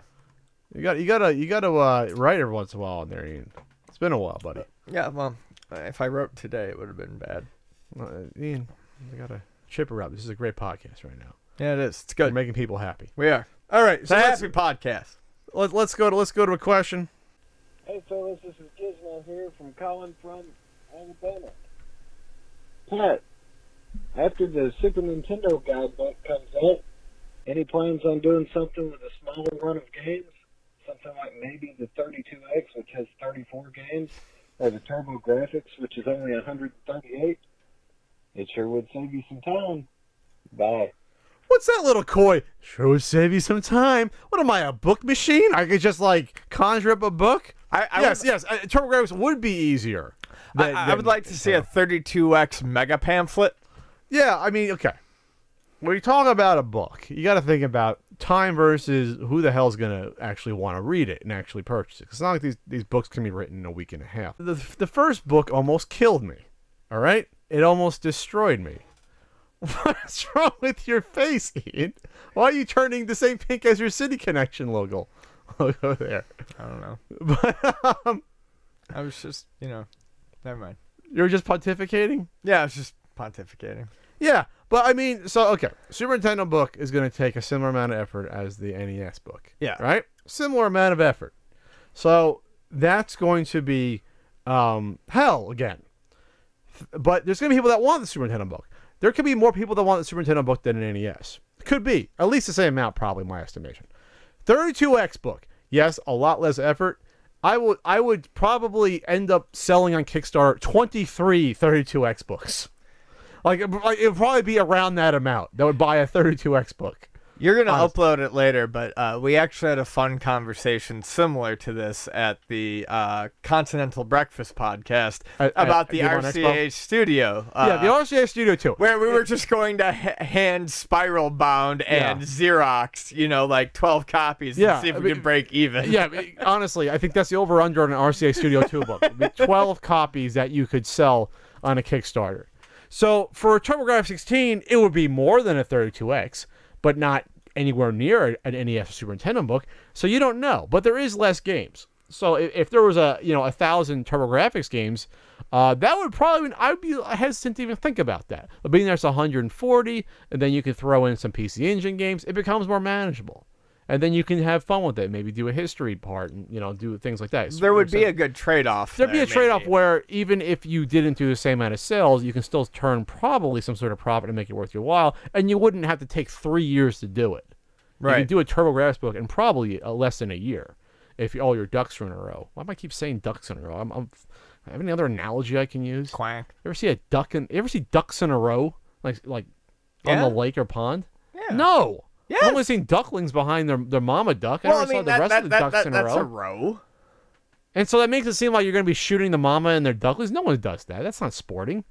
Is it? Why do you keep thinking that people are going to shoot the ducks just because they're in a row? Because you get them in a row to shoot them. That's the expression. Get your ducks in a row, then you shoot them. You don't get them in a row to look at them. Next question. Hey, Pat and Ian, this is Zach Wary. My question for you guys is, in 2017, do you think it's viable to start a retro video game shop? The reason why I'm asking this is because I've been thinking of opening up my own in my local city, just because the only video game stores we have are GameStops. Obviously there's pawn shops that sell video games in addition to a few other things, but one of the common comments I've gotten back is obviously the competition from online. Online sellers obviously don't have the overhead expenses that brick and mortar shops do. So again, the question, do you think it's worth opening up a retro video game shop in 2017? And if so, what things would you guys do to make it a viable and successful business? Thanks, and I love the podcast. Take care. We've actually answered this before, I believe. We have. And my answer has always been a very, very cautious, fatherly no. Okay. To even have a chance, you have to be, I would say, in a location there's no other store around for at least a 30 to 45 minute drive. No other option. You have to have money to sustain this without profit. For at least a year? 2 years? No. 3 to 4. 3 to 4? At least 3. The common knowledge in the restaurant industry, and everyone eats, is that you need to be ready to take a loss or not make profit for 3 years. Sure, but a restaurant has a lot more overhead and expense up front than a retro game store does. A retro video game store has a lot more cost up front than it did 10 to 13 years ago. You're talking about acquiring the inventory. Yes. So it really depends on what kind of inventory you have. But if you have the inventory going into it, like a collector does, you have a chance. Yes, but you have to have a huge collection. A massive collection. Your collection is not necessarily large enough to open a video game store. Is that a challenge? Do you want me to open up a video game? No, but I'm just saying you've sold off a lot of your doubles and things like that. Oh, sure. You have singles. I have singles now. You're right. I don't have 35. So you have an incredible collection, but that does not necessarily equate a store. Sure. So the inventory is obviously more expensive to get, even though the prices have come down a little bit. So you either have to be able to find really good deals and charge going rate, or you have to take the risk on buying at slightly lower than going rate and charging slightly above going rate. Just to get the stuff in. And then you have to wait a couple of years until you have a customer base that will constantly bring you rolling trade-ins, at which point then you start to sit more comfortably as you don't have to worry about going out to get your stock. People bring it to you. And that was a lot easier 10 years ago.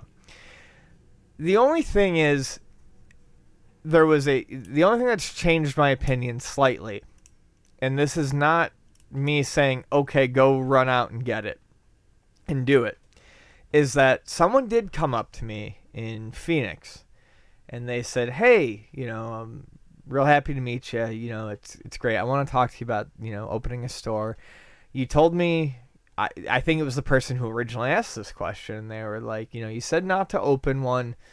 They said, and I took your advice to heart, but due to circumstances, I ended up with a lot of games and things happened and I couldn't store them anymore. So I did. and I opened a store in an area that had no stores in the outskirts of Phoenix, and we're doing great. And I was like, well, congratulations. But it really depends on the situation of the area. You also have the area where people, a decent amount of populated area where they can acquire those games themselves too. Or not. I don't think you can just rely on, at this day and age, people just clearing out their closets for games. At this point, you're also relying on having a population of either collectors or gamers that have had a lot of games for a long time and have a decent amount of stock that are going to trade that in. So keep it going. I think the two major things are, what is your rent? How dedicated are you to potentially running the store entirely on your own for the first couple of years to cut down on employee and overhead costs?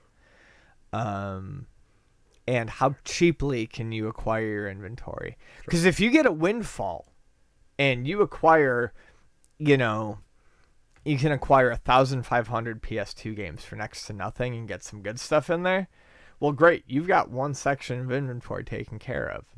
And then if you have to pay a little bit more for your NES stuff, but you've got some good PS2 stuff, you know what I'm saying? Like, you've got to be able to shuffle that around. You got to. It's one of those things where you have to.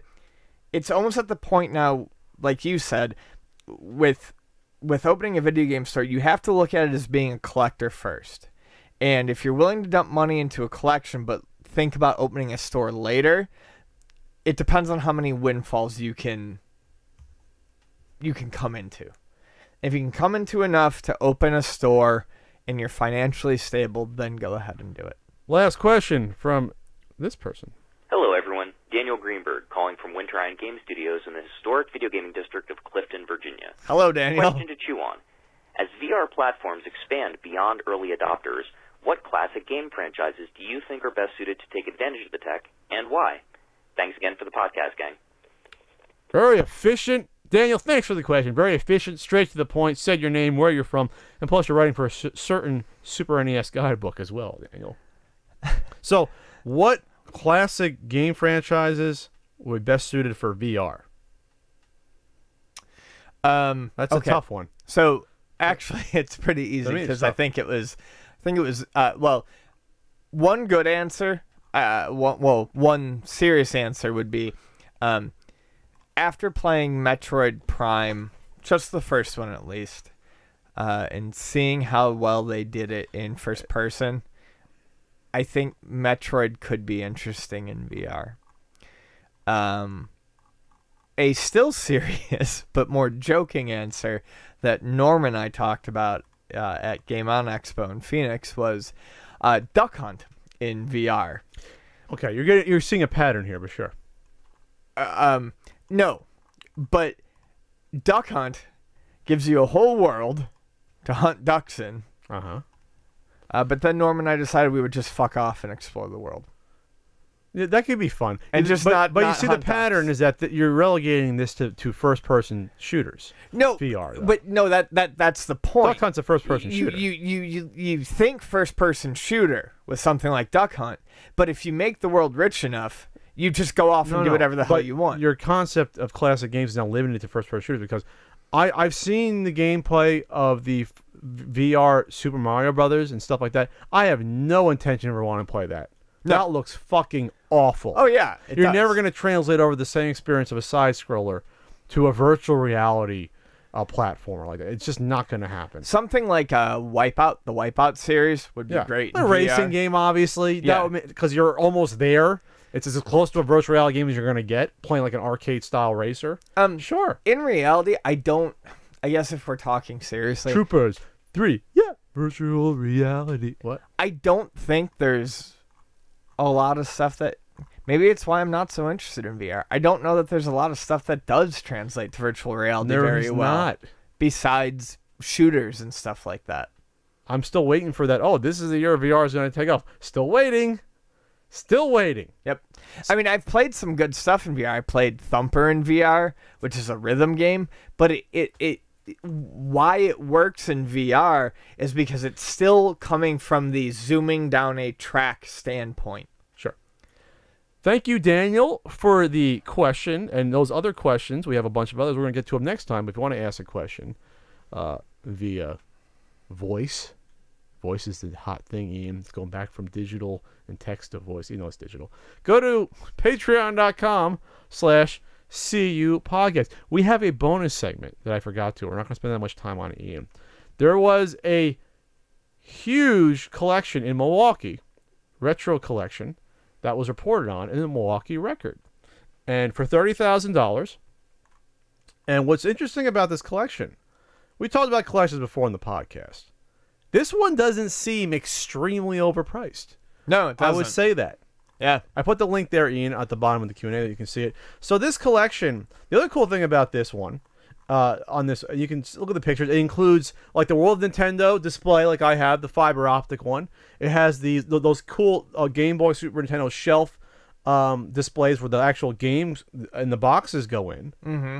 And there's a decent amount of games. Now, I'm not going to postulate this is worth $30,000, but this isn't like the ones we've covered in the past. They're like $89,000 for $20,000 worth of games. Yeah. There's a Pac-Man chalkboard. There's the Legend of Zelda little treasure chest to store toys on it. It's interesting. It's definitely interesting. It is. And there's also a Google Doc of the items that you can click on. So what I don't like about a lot of the ones we've covered in the past, it'd be like, 3,000 games, and I'll list like 50 of them. You can guess what the fucking rest of them are. Right. No, this lists all of them.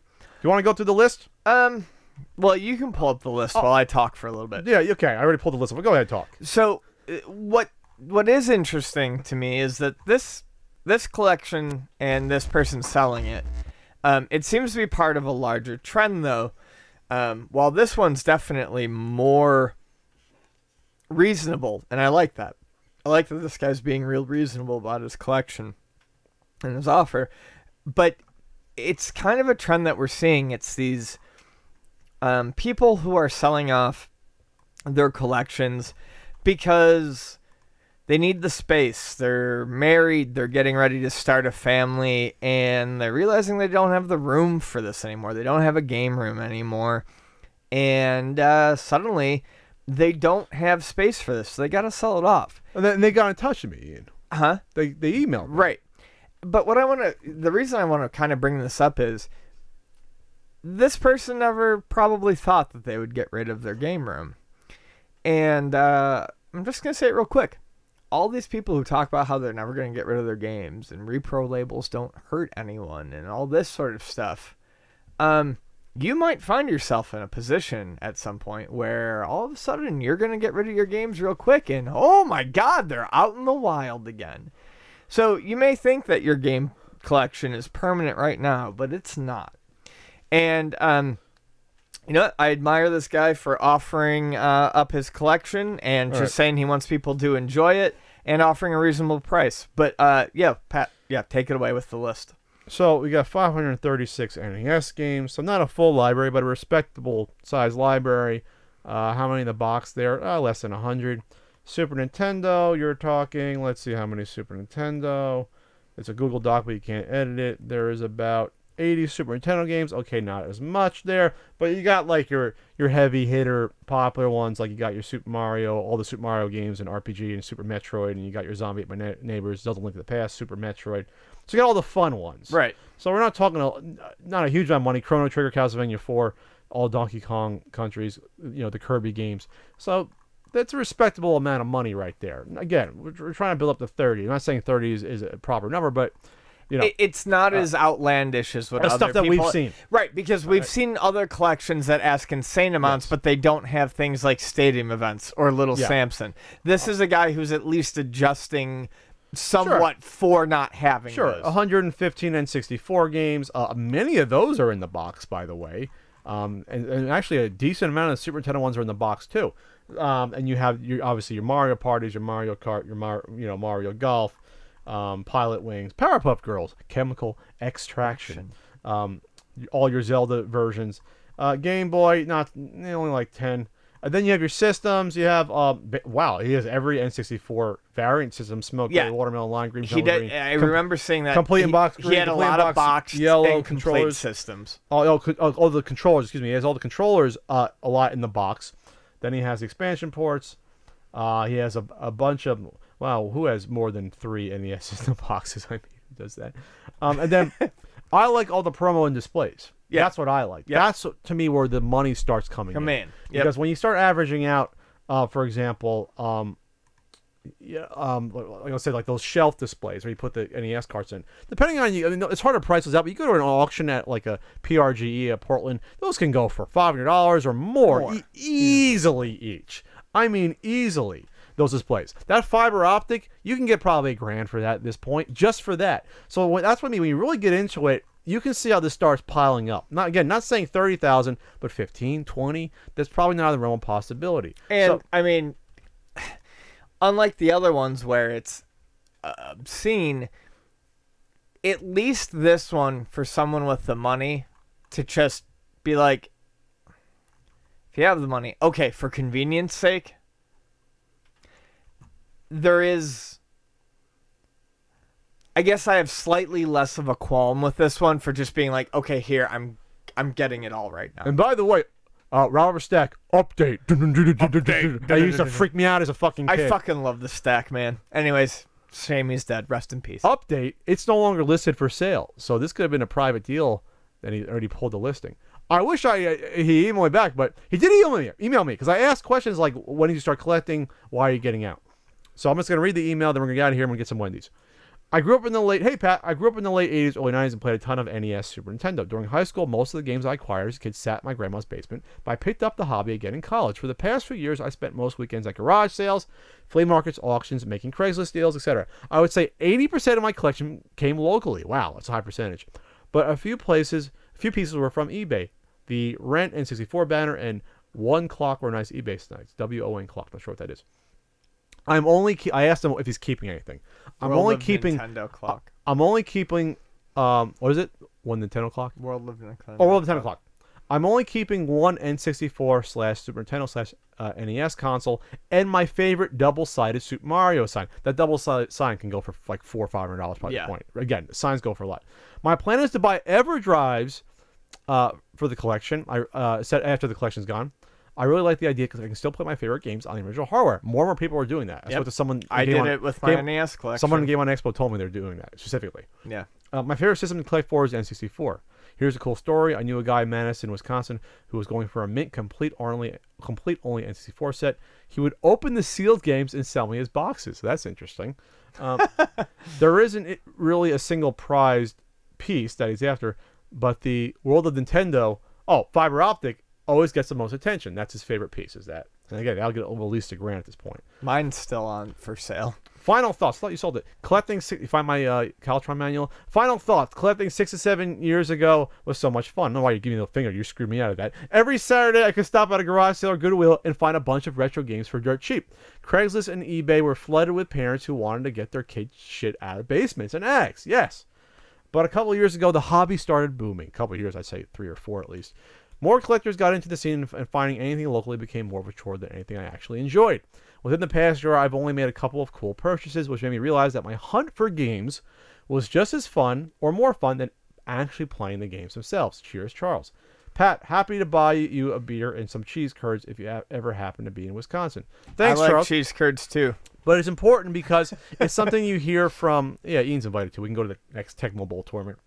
It's something you hear about Thrill of the Hunt being important too. Yeah. Going out to garage sales. The competitive nature has gotten to the point where, yes, it is really hard to find stuff at flea markets, or he goes to garage sales, things like that anymore. And it's just a combination of things. You realize that, sometimes you just look and say, hey, do I really need all these games? Where's my life gone?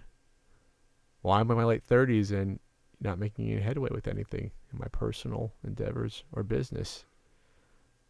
Because all pro basketball was something you had to have. What? Oh, you're saying something? Oh, okay. Yeah, all pro basketball. Yeah, 2 stars.